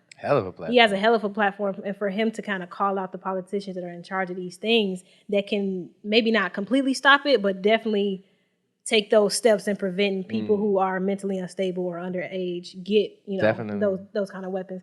So I mean, if that don't help anything, like what are we doing? Sure. Do we have any kind of accountability, like how we created these monsters in any kind of way? Do we though? Like the things that are done can't be undone. You can't disappear how to make a gun. It's out there. It's out there. Even if you erased every gun in America right now, how long do you think it would take before there was a decent amount back on the streets? Right. We here now. Yeah, it's there. Like you could order them. You can order this. They actually have a thing now where you can just order the pieces. Oh yeah, put it together. Like so, yeah. If you want to get like a gun through the mail, I mean it's illegal to just get a gun through the mail. You can order the handle, you can order the barrel, you can order this part, you can order that part, and then you get it, and it's a Lego thing. You know what I mean? You just put it together, and now you got that through the mail. So it's these things just develop over time. Like I'm sure, like a decade ago or like 20 years ago, whatever happened then kind of snowballed into what's happening now. Sure. But if we kind of allow those things to kind of dissolve and absolve ourselves from those luxuries of having a gun. And I get it. Even as a woman, I feel like every man in my life tells me like I need a gun. You know what I mean? But I ain't gonna put myself out there. But I just, it's just hard to like deal with all the trauma that's going on with like the school shootings and what goes on in Chicago, and like handling something like that. So it's just like if we can at least absolve ourselves of those things now, then maybe our kids in the future can kind of get out of that mindset and be emotionally intelligent and learn how to deal with, you know what I'm saying? When we was kids, we might have, punched a wall or screamed into a pillow or something. You know what I'm saying? You got these kids going to shoot up people and stabbing people. Like, it has to be some kind of like accountability on like a parental level, and then what they're also consuming like on a level of like movies and music and stuff like that, because that affects everything too. But that's a whole other conversation. Yeah, the mind state it takes to do that is what throws me off. Is like amazing. Right. And then like my thoughts is like how do you attack that? Exactly. It's just, you mean like as being the person like dealing with something, or dealing with the person that's ready to do that kind of stuff? If you know they about to do it, like like how do you even really? You don't. I feel like you don't know. Like you don't know until it happened. Yeah. And you don't like they're not telling nobody like, oh, I'm finna do this. For the most part, they're not telling nobody. It's just like it just happens, and then you're like, "Oh, he was such a nice boy," or I seen some of the signs, that kind of thing. But I feel like that's just like I said, an effect of what's been happening over time. Whether it's how we communicate with each other, how we intake like news, and how we listen to music, and how we think this is our reality. You know what I'm saying? Like what these people singing about and what we seeing on TV and these movies, all of it is fake. Everybody is gonna playing this role. They into a business, so they doing these things to make money. It's not the citizens. It's not our everyday lives. You know what I mean? So it's just one of those things. But it feels like when I was growing up, there used to be gangster rap, people rapping about the gangster lifestyle, and now gangsters rap. You feel like these are the actual gangsters? Like these are actual people? There's a certain aspect of them. Okay. There's quite a few. I mean, what city are we in? Right. Well, that's true. Yeah. There's a decent amount of them where even what's not getting reported in the news, we might know just from street talk, like such and such and so and so. I mean, it's actually the neighborhoods where certain activity is going on, and then you're like, oh, I'm on this. Let me do some music. Exactly. You know what I mean? Yeah, I got some stories. Where it used to be like Ice Cube just rapping about what he saw, what was happening in his neighborhood. But actually, he's an artist. It used to be Pac. He grew up in like Baltimore. Like he was in theater and this, that, and the third, and he some situations went down. He was about it as dude. Right. But from the sounds of it, he grew up talking about the things that he saw. Absolutely. And now people just like, I'm living a life, and then when I'm not drilling, I'm gonna turn my phone on and rap to a beat. Exactly. And then actually tell on myself. Actually talk about. I was about to say, well, now it's evidence. Tell what I just did. It's very much evidence now. I mean, look at the 6ix9ine situation, or the Gunna and the Thug situation right now. It's just that, and it's very intentional, because we're not talking about what we see anymore. We talking about what we doing, because we seen 50 Cent and Jay-Z talk about their life and their lifestyles and stuff, and these are like the biggest moguls right now. So why not follow these footsteps? You remember when 50 Cent came out, and then everybody if you was a rapper, you had to have been shot. Facts. Like, he made it real cool before 50, sound. Everybody was like this and that. Ooh, I got a car and it drives real far, and and I'm on the Wu-Tang Clan. And then 50 came out, I was like, I got shot a bunch of times, and I shot 2 people, and then and Ja Rule. And then after that, it was like, is everybody that's rapping shot? Everybody been shot before, Because for a while, look, like the trend is now you're rapping about drilling and doing this and that and the third. For a while there, I remember it. I'm definitely older than you. For a while there, especially right after 50 came out, everybody was getting shot. Like, so rappers that wasn't even talking about gangster stuff. Like Cameron got shot, Fabulous got shot. It's the thing. Doo got shot, Woo got shot, and it's like, what? They even made fun of it on an episode of The Sopranos where a rapper on there hired one of the Soprano dudes to shoot him to boost his rap career. Clout, exactly. Yeah. It's gonna boost you. And then, 50, he had his sound kind of changed. I think he was rapping before he got shot. And his sound changed. He had the little slur, something happened to his tongue or whatever. But it made his sound better. And like, you got shot 9 times, bro. You know what's crazy is I actually knew a kid that stayed in my building. I was in Omaha, Nebraska at the time, and he was a rapper, DJ. Fucking, he could freestyle for a year and a half straight without a drink of water, right? But he was like a habitual liar. But anyway, he was one of those people, like the people that you like. I know. I know that you lying your ass off. Yeah, like, exactly. How are you doing this right now? Yeah, because at some point somebody gonna be like, "You wasn't there, bro." Yeah, exactly. At some point, like I was there, you wasn't there. And he was like, "Yeah, but we was there." No, you weren't. But right. after 50 thing, he started like rapping, like bro, what you got shot in the mouth or something? Yeah, you know what I mean? And I dated somebody like that. After a while, like he was a smart guy. And he basically came up or was, growing up like post high school, whatever, in high school, like Lake in the Hills and these like real up north, like far north cities, like McHenry County type stuff, like near Wisconsin. And I'm like, man, this is nice. Y'all living good around here, But he just like rapping. He's like, okay, I want to do music. And I'm like, oh, that's dope. And I was like a poet. So we would like write and share stuff, and he let me listen to it. And I'm just like, I'm like, who is this? Like, whose story is this? He just like, cause I'm going to call you out. Cause I'm just like, no, let's not do this. Like, let's not do this because you have a gun. No, you got your friend's father's gun that y'all snuck out the closet, type shit. So it's just like, come on, like let's just not do this. It's a trend though. It's what makes it pop, but at the same time, it's so oversaturated now. It's like nobody hearing that now. Nobody want to hear that. There was actually a precise moment in my life where I had to stop lying. I used to, because like I said, I grew up a lot of different places, and for a while there, it used to get on my nerves. Like, somebody, where are you from? And I had to here and there and break it all down, and I just got used to it. So my father's side of the family is from Philadelphia, right? And my pop was born in North Carolina, but my nana, my uncle, my cousin, who I used to try and be like, my cousin's like 3-4 years older than me, and I've been going back and forth to Philly my whole life, basically, right? And I used to just everything I tried to do, I tried to be like my cousin, man. Shout out to you, Kyle, when you see this.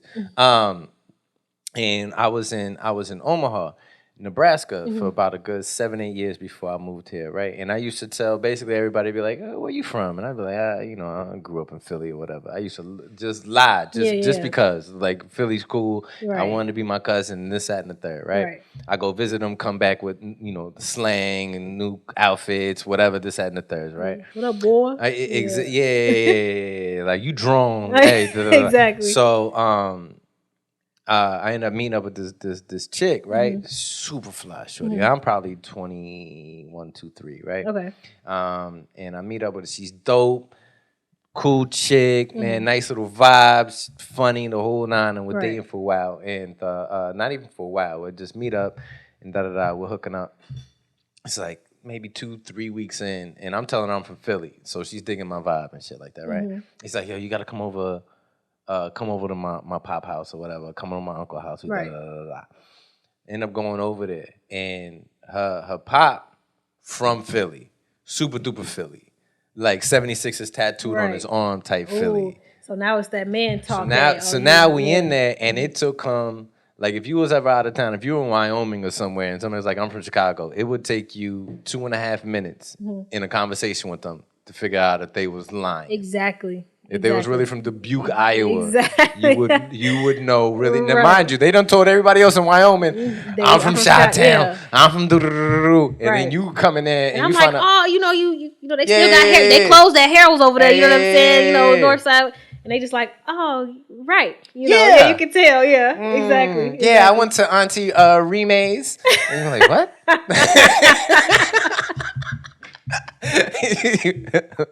Right. Pardon? Lake Chicago. We be kicking on Lake Chicago. I was downtown with the beamer, with the platinum beamer. Right. Hey, so I was on Martin Luther King Drive. Exactly, yeah. What did you say? Exactly, you gonna know. You gonna know immediately. It's so hot in Chicago all year round. Yeah, okay. Any air. Yeah, okay. Were you there that one summer vortex? What are you talking about? Like, yeah. So, he did that to me. And bless his heart, he didn't actually go. He ain't call you out. He ain't big finger in my face. Hey, blind ass dude.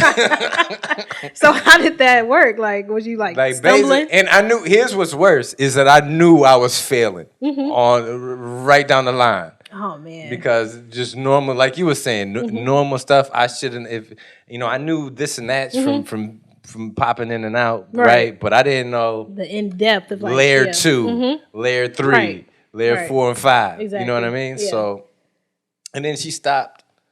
The next day, I probably didn't talk to her for like a couple of 2 days, and then she's like, "Hey, we're good, bro." Really? All because you lied? So she didn't fuck with you after that? She didn't even have to really explain it to me, and I didn't have to ask. You know what I mean? Yeah. Like, I knew what it was because I knew what was happening, and I knew who I was trying to portray. Yeah. And ever since then, I made a conscious decision, like, all right, I'm not... It's not worth it. It's not. It's not worth it because now you got to continue to act like you this nigga from Philly continuously with her. You got to keep... what? Yeah, exactly. Because she don't even know you for real. Yeah. She don't even know you. She just know this nigga who trying to act like he from Philly. So that's like the bigger picture. And low key, I lived in like a few other countries. That's kind of cool to talk about sometimes. You know what I mean? People are like, a word, such and such and so and so like. And that's what I'm saying. You talking about your family. I'm like, damn, y'all from everywhere. Philly and North Carolina. So that's like more, that's why they say like, just be yourself because you never know how that's going to turn out. Now like these rappers like Cordelia, he's raw. I'm just trying to think about like this the different rappers that's going against the grain of not this. Just being exactly who it is that they are. Just being themselves, and just you can talk about what you see without portraying that that's you, yourself, So yeah, it's definitely not cool to lie because you got to keep that up. Yeah. You got to keep that up. And you got to stay ahead of it too because you never know what you're going to run into. What do you think about OnlyFans? Is this empowerment? Because I saw an episode that you did. Oh, okay. But even just for my own personal mind, I'm asking you, like, is this because it's kind of a sex industry?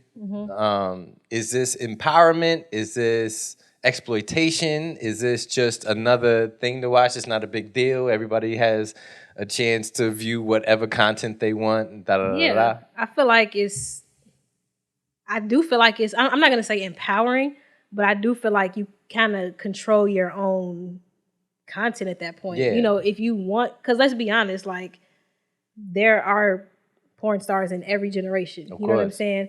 So instead of you just doing it in your room, you filming it and then you get paid for it. Directly. You can, directly, exactly. You don't have to pay. I'm sure they take their percentage or whatever, like Pornhub does. But you kind of empower yourself that way where people are living off of this. People are like making millions off of this. Even women who aren't even like being with multiple partners, they doing their solo thing. Right. So I think it's like SoundCloud for sex. Exactly. Skips the industry. Exactly. But like, people doing all kind of stuff. It's not even just sex. People on there singing. That's what I hear. People are doing like their ASMR, scratching or playing instruments. It's anything. You can do anything on there. Okay. But definitely as far as like the sex thing, you just have control over it solely. You can just make all your bills in your room. I think that's dope. I mean, I'm not against it. I do anything that skips the quote unquote industry. I'm a fan of. Okay. I don't have an account for that, and I don't. I don't either. Yeah. It's not the kind of content I would go for, or definitely not pay for. But you wouldn't subscribe to Choke and Poke 300. Choke and Stroke 3000. You wouldn't subscribe to her OnlyFans? There might if Stacey Dash really gets to the end of her rope.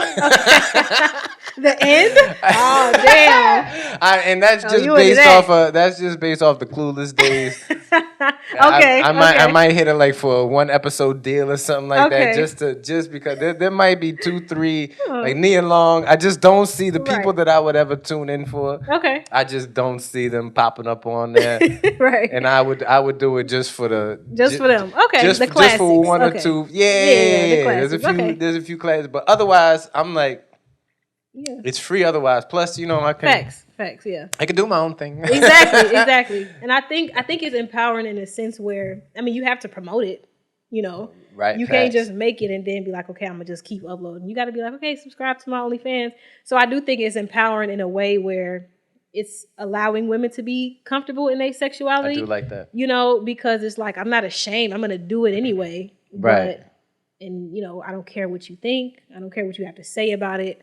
You doing the same thing, you just not recording it or you just not uploading it kind of thing, But I'm making money off of it. Yeah, exactly. But I'm making money off of it. So, have your opinion. And again, I'm a fan of competition and anything that skips being pimped by the industry. I'm also a fan of that. And like you said, they're going to take their percentage on Woo Out the Bam. Because it's their platform, yeah. But just like anything else, there's probably maybe 5 actual porn sites or porn platforms that own everything else. Exactly. And if you're going to do something on their platform, they got you locked in. And I don't know how it works, but there's probably contracts and this and the third, and you're getting raked over the coals. And if you're a woman, you're walking away with kibbles compared to what you can do what they're walking away with. Because I'm pretty sure there's still the porn industry is still number 1, even though nobody said, here, that's the thing. It is. There's no publicity for it. Exactly. Eternally number 1. Absolutely. Because it's everybody's like secret vice. Yeah. You know what I mean? Like there's everybody no Bentley commercials. Exactly. But Bentley still costs no Super Bowl $750,000. Exactly. Because they don't need to promote it. Everybody knows about it. Everybody wants it. Yeah. Like why is sex sells. Sex sells. Constantly. Sex sales, yeah. So they don't need to. They don't need to promote it. This is like the highlight of some people's day. You know what I'm saying? Okay, I'm gonna get off work. I'm gonna go. I'm gonna go do this. So I'm gonna go relax myself. Exactly. It's the highlight of my day. You know what I'm saying? Or I'm about to. All right, then I'm at the gym, get my shit together, and go about my day. I'm gonna just rub make this one chicken out, cordon bleu, but I'm a little tense right now. So let me go ahead and what they call it, rub one out real quick. So it's just that I'm gonna learn how to do this. I don't really know how to do that. I doubt if people looking at it from that way. Like from a learning standpoint, it's absolutely just pleasure. But I don't know. It can be. I think porn can be like toxic. I know this is kind of off subject, but I think it can be toxic. Definitely can. Definitely. I feel like holding your partner to like certain expectations. You just like, why can't you do what he doing, or why can't you do what she doing? But just like that whole industry, like it consumes so many people's lives, and it shows because the fact that it's the number 1 industry in the world is like crazy because you just like, dang, it just lets you know like how many people subscribing to this. What's pleasing to your eyes versus what's pleasing in real life can be 2 completely different things. Facts. And what you end up seeing and being younger and dumber, you're gonna monkey see, monkey do. Right. And stuff like I said, anything you could think of, it's on there many times. Exactly. I don't even know because if you thought about it, somebody did, and somebody executed it in some kind of way. Yeah, 1,000%. What blows my mind is that these porn site videos, they got comment sections. Oh, okay. They got a community. Who has time to type? I gotta talk about this. Hey, fast forward to 14 minutes, 28 seconds. Bro, I'm asleep. Right.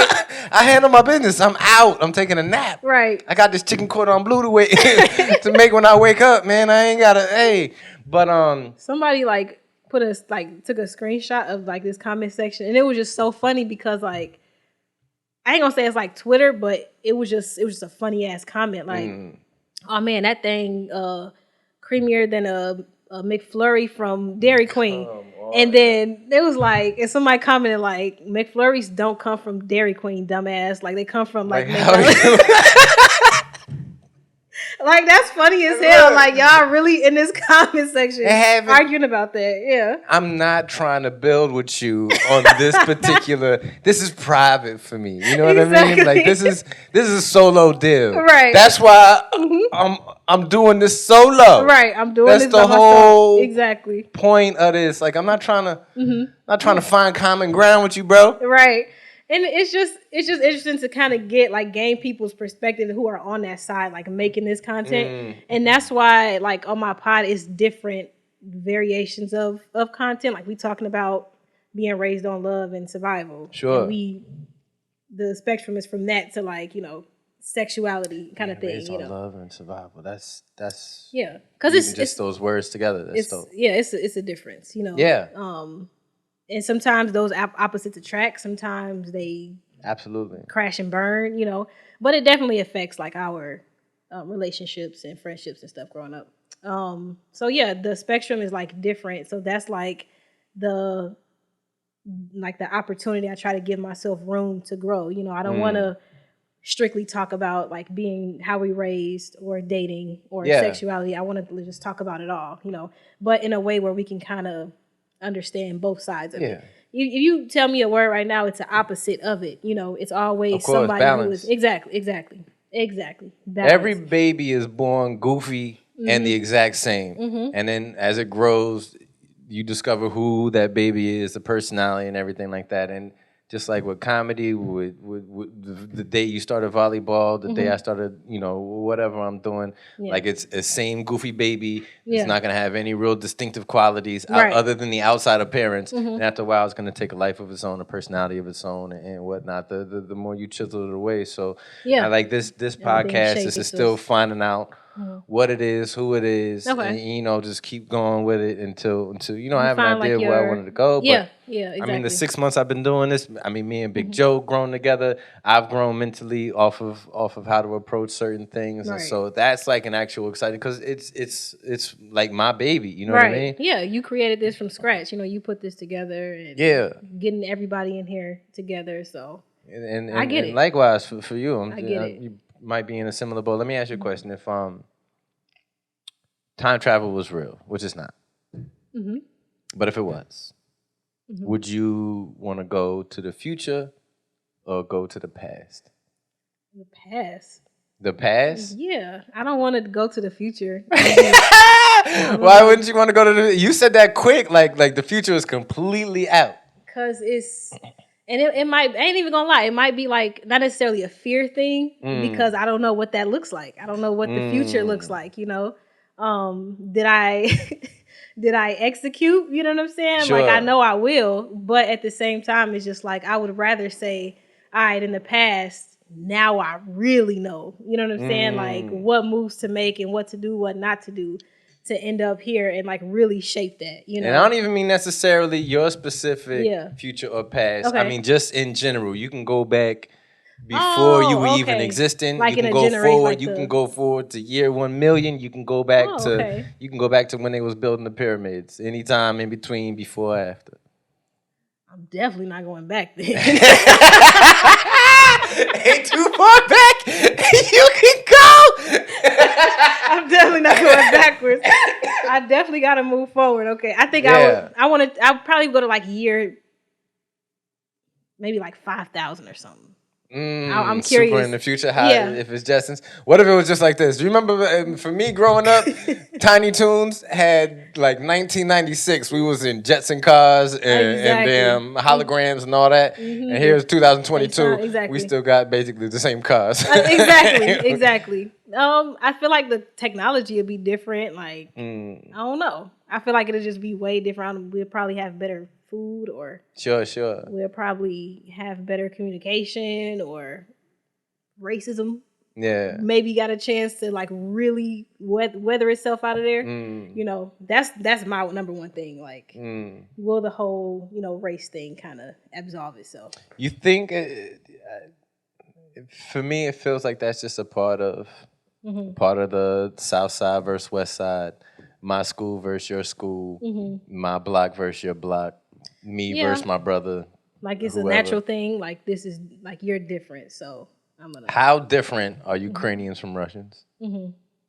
I didn't grow up with them. I'm not sure, but on outside observer, I'm like, what are y'all beefing about? Man? Exactly. Why don't you just exactly? Why isn't it just like going from Chicago to, why isn't it like Exactly. going from Illinois to Indiana? Like, Yeah, what are what's y'all? your problem? But Yeah. if I said that in a room full of one of them, they'd be Yeah. like, "What, you goofball?" You know what I Exactly. mean? They Like got a spiel Israelis to for you. Palestinians, Exactly. Shiite Exactly. Muslims to Sunni Muslims. Mm-hmm.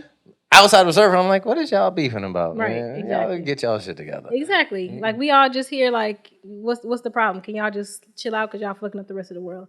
But anywhere you go, Yeah. shorty that I'm dating, like in her country, it's them versus there's gypsies. They call them gypsies. Right. Yeah. Which is on the surface, and we talk about this. I'm like, oh, you're just playing the black and white game that we play in America, except it's y'all and yeah. the gypsies. Yeah. Exactly. And she's like, It's different. oh yeah. What side is she on? She's not a gypsy. She's not. Okay. So she on the white side. Yeah. But you won't let her be there. I told her she's European. and the ladies at my salon, they ain't going for it. Oh my God. they like, no, she. Yeah. Nah, you dating what? My nana, she ain't going for it. Exactly. Like, exactly. nana, I'm dating this European. You mean that white girl?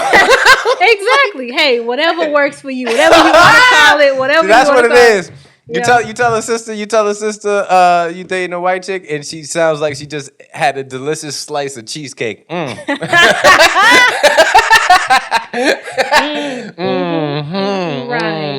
Tell me some more. Exactly. That's what it is, though. But I'm not surprised. Because we don't see that. We black. Like, we just see either you is or you ain't. Yeah. That's just what we see. It's all love, though. But It is. I mean, and it's a perspective. Again, it's not anything that I mean, it's to each their own. It's not anything that I pursued, or when I'm not one of those. It's like I'm only going after such and such. The mother of my son, she's Korean, and it wasn't like at no point in my life was I like I'm only dating Koreans. Exactly. It just happened. It just happened. Okay. So, I mean, it's just one of those things. Which one would you pick? Would you go in the future or the past? I like the idea of the future not existing.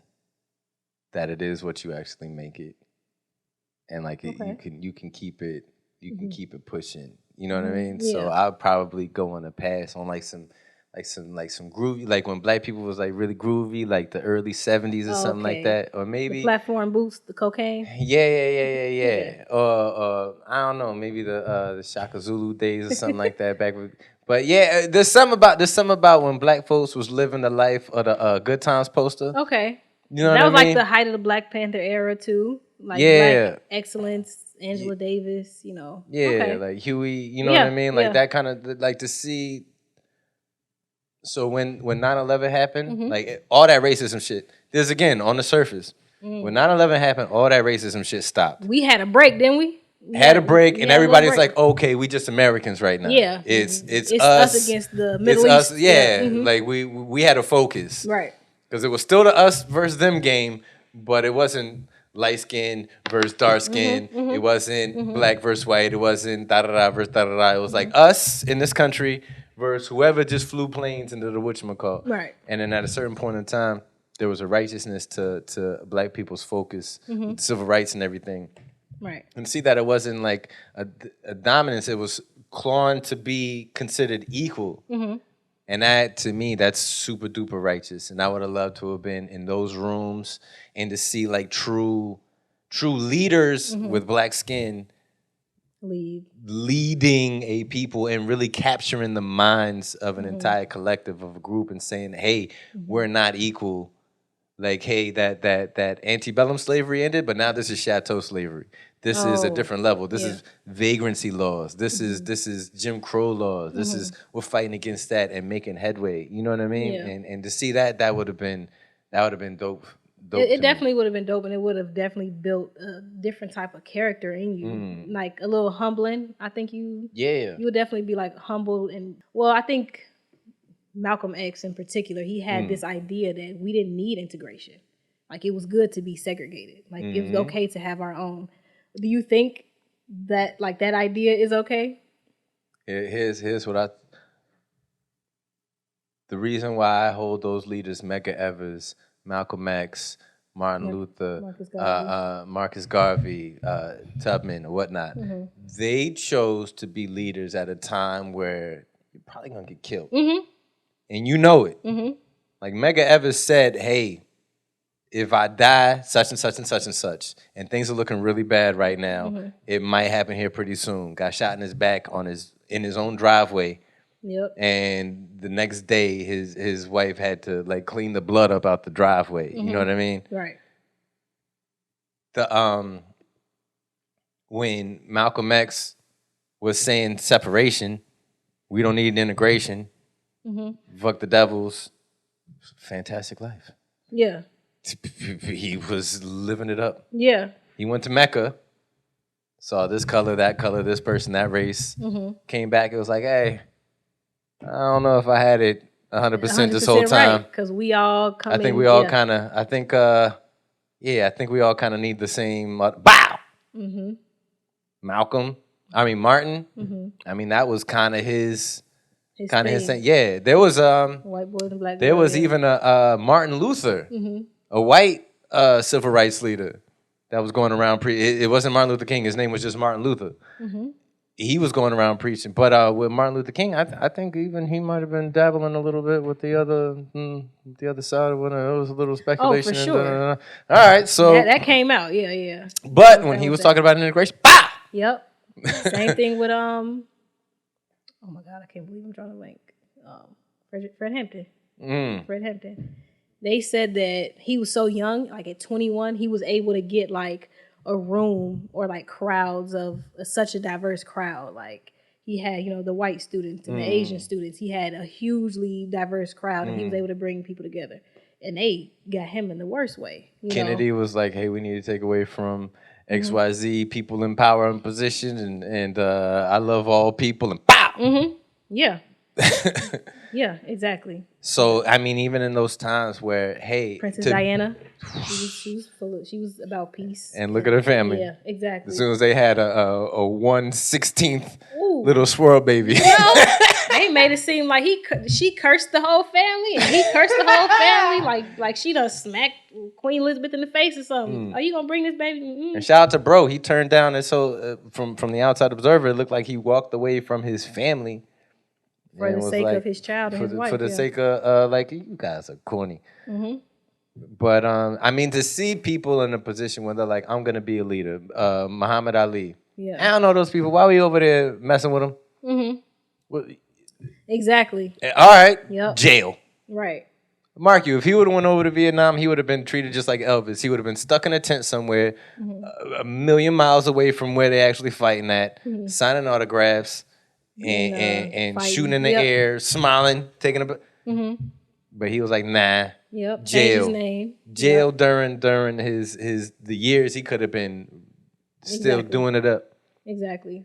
So to see people make those decisions, it takes so much, and to know that this is what happens every time once you at the height of that leadership, and to still pursue that and to still go after it, do what Bobby Seale did and Stokely Carmichael doing what they did, and to know that you can just be killed at any time, or like what happened with Fred Hampton, like that was somebody in his own camp gave the police the blueprint of his apartment, so they strategically knew where to go and where he was sleeping at. That's just crazy. To know that's that fate if you go after that, and clearly that's probably why, everybody's just kind of relaxed right now. We just like protesting and we're complaining about who Kim Kardashian is banging. But look what happened to the leadership in the leadership in Ferguson. Those protesters, they mysteriously, were killed in Ferguson, and in the worst way, of course. So, and these are kids. They was like 18, 19, 20. So nobody, and I don't blame them. Yeah, that's scary, because these people don't care. They're gonna find a way to come find you, and it's social media now. Back then they didn't have social media, so it was no real way to track them unless you had somebody on the inside or knew their routine.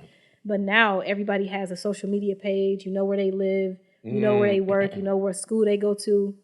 So you kind of know where to find these people. So it's easier to just, and just sweep it under the rug, that kind of thing, Dr. Umar, he might get away with it because he's funny. You know, he kind of funny Yeah. with it. Yeah. And he's like entertaining. You know, he's kind of a personality at this point. Not saying he's not serious, but you know. I mean, a spoonful of humor will go a long way. Like all Jesse Jackson and damn, you know, a lot of Al black Sharpton. leaders. Al Sharpton. I mean, Al Sharpton is genius level. Damn. I just said his name first, but I mean, they've been around in the sneaky waters of politics for how long? Back, I mean, he's walking with Martin. You know what I mean? Right. And then fast forward, he's still alive. To see it and tell these stories and everything. To still be around and do these things. So, but to be able to see that, I would think that would be dope. And again, not for nothing, to see the other people who is, in my eyes, one of the most beautiful things about the black culture is stepping up for everybody's rights by pursuing black rights. Is the foot in the door for everybody else to walk through and say, all right, my rights too. I'm stepped on. You know what I mean? Yeah. Because there's a lot of cultures out there that when they got to America, exactly. Where's your rights at? Yeah. But on the same platform, like their voices, they didn't necessarily have a pivotal voice that was out there. So to say, hey, look, treat us a certain way. Exactly. But then, you know, there's black folks making a sacrifice, built the country for free. Hello. Exactly. Making a sacrifice verbally to say, hey, we need our rights too. And then that opens the door, which is beautiful to me. You know what I mean? Yeah, but All Lives Matter is, of course, absolutely. But it's kind of a slap in the face when I say... Definitely. I get it. Black Lives Matter, and then you silence me and say that, you know. It's like, okay, well, if they did, show me the proof, you know, because I can't tell because of Tamir Rice and Trayvon Martin and, you know, all this unjust that's been going on. So, I mean, we a melting pot. We help everybody. We just gave Ukraine how many billions of dollars? Gave them a third of our munitions, like our Americans, like weapon stronghold. So, and then look what we're going through now here. You know, there's baby formula crisis. There's a food crisis and inflation going on, you know. And, you know, we are just that society to help people, but I feel like we also have to turn our attention like within ourselves. You know what I mean? But it would be nice to get back to that like black leadership idea. It's just hard because I think it came out that like the Black Lives Matter, the creators of that, they like bought a mansion and aren't really doing nothing with like the proceeds that they've been receiving. So it's just hard to like get back to that leadership when everything is just focused around like survival and money.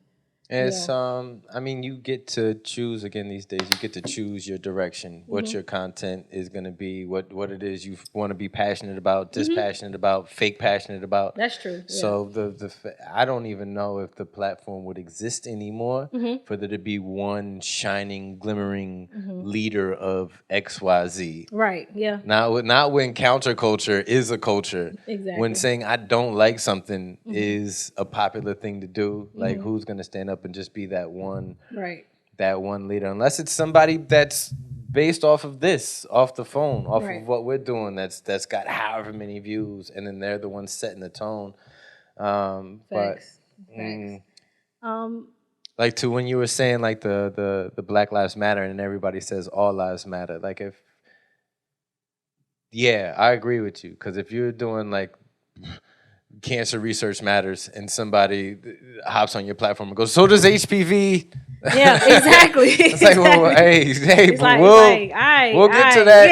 Yeah. on that day, you know, but right now let's tackle this. Y'all not having no real issues, you know what I'm saying? Y'all are, I'm sure, but look at how many I can count out. You know what I'm saying? Now my reflex, because obviously, I mean, Black Lives Matter. My reflex is, so how do you feel when there's a Black Lives Matter protest or Black Lives Matter movement, and then that same week It's a homicide or something. There's at a school, not even a school shooting, but you know what I mean. There's violence In our on the south neighborhood. side in our neighborhood, and this, that, and the third, and because if I transport myself into another culture, right, I'm like, word, Yeah, and does it? yeah. That's been like the best rebuttal so far to Black Lives Matter. Y'all don't care about yourselves.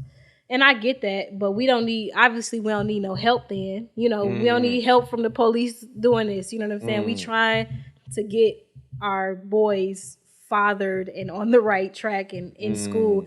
Like, we got a lot to deal with internally. We don't need y'all on the outside adding to it, you know?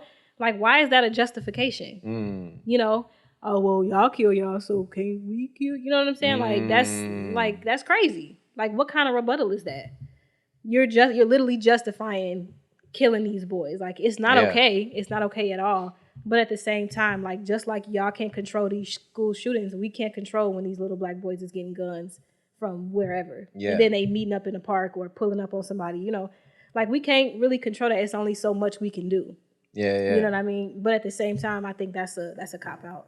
It's just a justification. It's a turning I forgot what it's called, but it's a scapegoat. Yeah. You know, it's definitely a scapegoat. But I get it, but like I said, we don't need no help.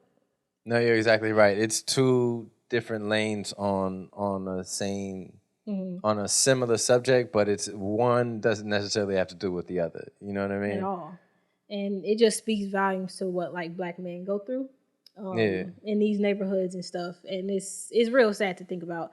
But at the same time, we got to find a way to liberate ourselves and some kind of like change the current and how we raising each other and how we speaking to each other. Sure. Using these podcasts and using the music to not focus on you a op, you this, you that. You know what I'm saying? Like I feel like we should have had enough of that at this point. Yeah. You know, and as a music lover, like I love music to death. I listen to everything. Yeah. But at the same time, I'd be lying if I said, you know, it don't make you feel like Lil Durk might make you feel like this. You know, you might listen to that in the club versus, you know, like Summer Walker or like some R&B chill stuff, you know. Yeah. But every genre has its own way of like affecting people. But we just got to like find a way to influence the young men to do that. And I mean, this has been a decade thing since NWA. You know, since like, you know, the LA, like the Bloods and Crips and all that stuff was going on, like when homicides was real high. You know, we just still haven't cracked the code. We still haven't figured out. I'm so happy that the drill scene came along after I was too grown for the nonsense. Oh, man. Because I get pumped listening to King Von to this day. Like, if I'm at the gym, I'm bumping Von. Thanks. And if I actually stop and sit and listen to I'm like, oh my God. Wow. Yes. But I mean, I'm pumped up. And if I was 30 years dumber, younger, you know what I mean? And I'm listening to this and I feel some kind of way and I'm in an area where I can just, look what's in my hands. Exactly. It might be things could have went left. Just a few words from the right person, the wrong person saying the right thing or the wrong thing. Right. And I'm on it. Right. I'm a big it's going to be what it is. Man. The people that don't do it aren't going to do it. You don't have to worry about them. It's how do you reach the people that are prone, that are in those areas and tell them, hey, there is another way out of this area. The attention span for audiences these days is, even me, myself, I'm like, I have the attention span for nothing. Kendrick Lamar just dropped a humongous album as far as what he's talking about. Oh, yeah. And that was heavy, yeah. And I listened to it a few times. I put it in my playlist, but it's not the way I would have listened to like Reasonable Doubt when it came out, or like my favorite. I used to have them on rotation, and it's like, oh man, you're really just putting stuff out, and then it's on to the next. Listen to it a few times. Yeah, because we consume so much, we get so much like flooded. It's like, okay, who dropping this week? Who dropping next week? Who dropping this week? So we just continuously like on to the next, and we get used to that pattern. You know what I'm saying? Yeah. Like, you know, like Drake just dropped the album. Like, okay, when is the next one? We heard that already. When the next one? You know, then you putting pressure on like the artists and everything, and that just speaks to like how we have no patience. And we just like we just flooded with stuff. We flooded with, like you said, music and the type of music that we want. Like, okay, we got some conscious, we got some drill, we got some R&B, some love in there, and we just consume a lot, You know what? The quote unquote nerds, the kids at the front of the bus when I was growing up, the ones that was off in the corner reading some goofy book about how galaxies are made and this, that, and the third, da da da da. What they grew up to be, computer programmers. Who's in charge of the world right now? The folks that grew up antisocial, not talking to nobody, stuck in their little techie world, in their little phone, in their little whatever. Da, da, da, da. The kids at the front of the bus, they used to get spitballs to the back of their head, right, running all this shit, right. And the kids that was throwing the spitballs, them who, the drill rappers or the They on here, yeah, exactly. Giving the front of the kid buses That's all true. the money. They making the video games, they making the devices and the apps, and all Used to be the cool people in charge of the world, the Brad Pitts and Denzels, or the whoever was rapping, or whoever was doing whoever was in their little 5 guys in a group, right? And one dude with the deep voice that goes, "Baby." Those used to be the people in charge of things, running things. Yeah. Whole time. No, the squares was like, I got you, bro. They pushing it. They making it happen. We think like the rappers are like the face or the real big guys right now, but it's really them, the ones you talking Sergey about. Brin and Jay Fisher. Is it Jay? I think it's Jay. The guys that created Google. Oh. Exactly. Who's that? Yeah. Who? I'm like, who? Okay. And then Mark Zuckerberg and whoever else. Yeah. Sitting there, the popular guys, the Harry Potter twins, the Wachowskis, whoever it was, they was like, hey, we want to start this thing for all the people on campus so they can meet up on the internet. Exactly. The popular kids. The ones that was from the rowboat team or whatever was happening in the movie. And then Zuckerberg, the square, was just sitting in a room somewhere typing on his little computer, was like, what was that? Is that true? That's where he got it from? That's where he got the idea from? He's Facebook yeah. is a stolen idea from the cool kids at the school at Harvard. I forget. It's like Winklevoss or whoever it was, right? No, I didn't know that. Wow. And they came to him and was like, hey, we want you to program this website that we have for people to meet online with their own profile and this, that, and the third. And then he was like, oh, yeah, that sounds like a good idea. Whoop. Fast forward, they end up getting a settlement for however many millions or whatever. Good. But he has the bulk of it. He owns it. He owns Facebook. And Meta. How do you feel about this metadata, metaverse stuff? I don't really get it for real. I feel like what is it? Just like a virtual universe or something like that? Like you can. I think it's the whole thing. I think he wants to own every moment of your life, every moment that he can. And I think at a certain point, I mean, the generations that come after you look at you like, oh, you're a dinosaur. What are you scared about? Right. I'm about to plug back into I'm about to plug back into my thing. Yeah. And it's just the goggles and they're just sitting there like this. Feed me my liquid peanut butter and jelly sandwich. Exactly. I'm plugged in. Oh, little vegetable kid. Yeah. And then that and it just goes from there. That's the social media era. I'm glad I at least got the MySpace part of it. You know what I'm saying? The actual playing outside and, just not really tuned in, actually going to parties and going to my friends' houses and stuff. I don't think, the kids, they just want to be tapped in. I know a 2-year-old that know how to unlock my phone, that kind of stuff. So, I mean, it's just different. It's just a different world. Just like our parents would say, we different. We grew up different. It's just an evolution of stuff, but we don't control it, I'm not necessarily scared. I'm more interested to just see how it all plays out. Yeah, definitely. I'm along for the ride. Like it is what it is, Yeah, I'm curious about these next 20 years and what the kids of gonna be course. and stuff. So let me ask, what made you want to be a comedian? I'm curious. It chose me. Okay. I was just that guy. I was in Omaha. Had no direction. Got locked up on Christmas Eve, Mm-hmm. and I was 30 years old. And some dude in there who had been doing comedy since he was like 17, 18 was like, "You funny? Why don't you do comedy?" And got out. It stuck. Got it. Yeah, I should have been doing it the whole time, and just it never clicked until he said it, and I was like, "Oh yeah, you can actually just do it." Right. Ah. You can just, yeah. Yeah. That's what's up. That's what's up. I got to come to one of the shows because you be at the Laugh Factory, right? Or you will be? I'm there. Shout out to Good Vibes and Be Positive Productions. I'm going to be at Good Vibes Show June 30th, Laugh Factory.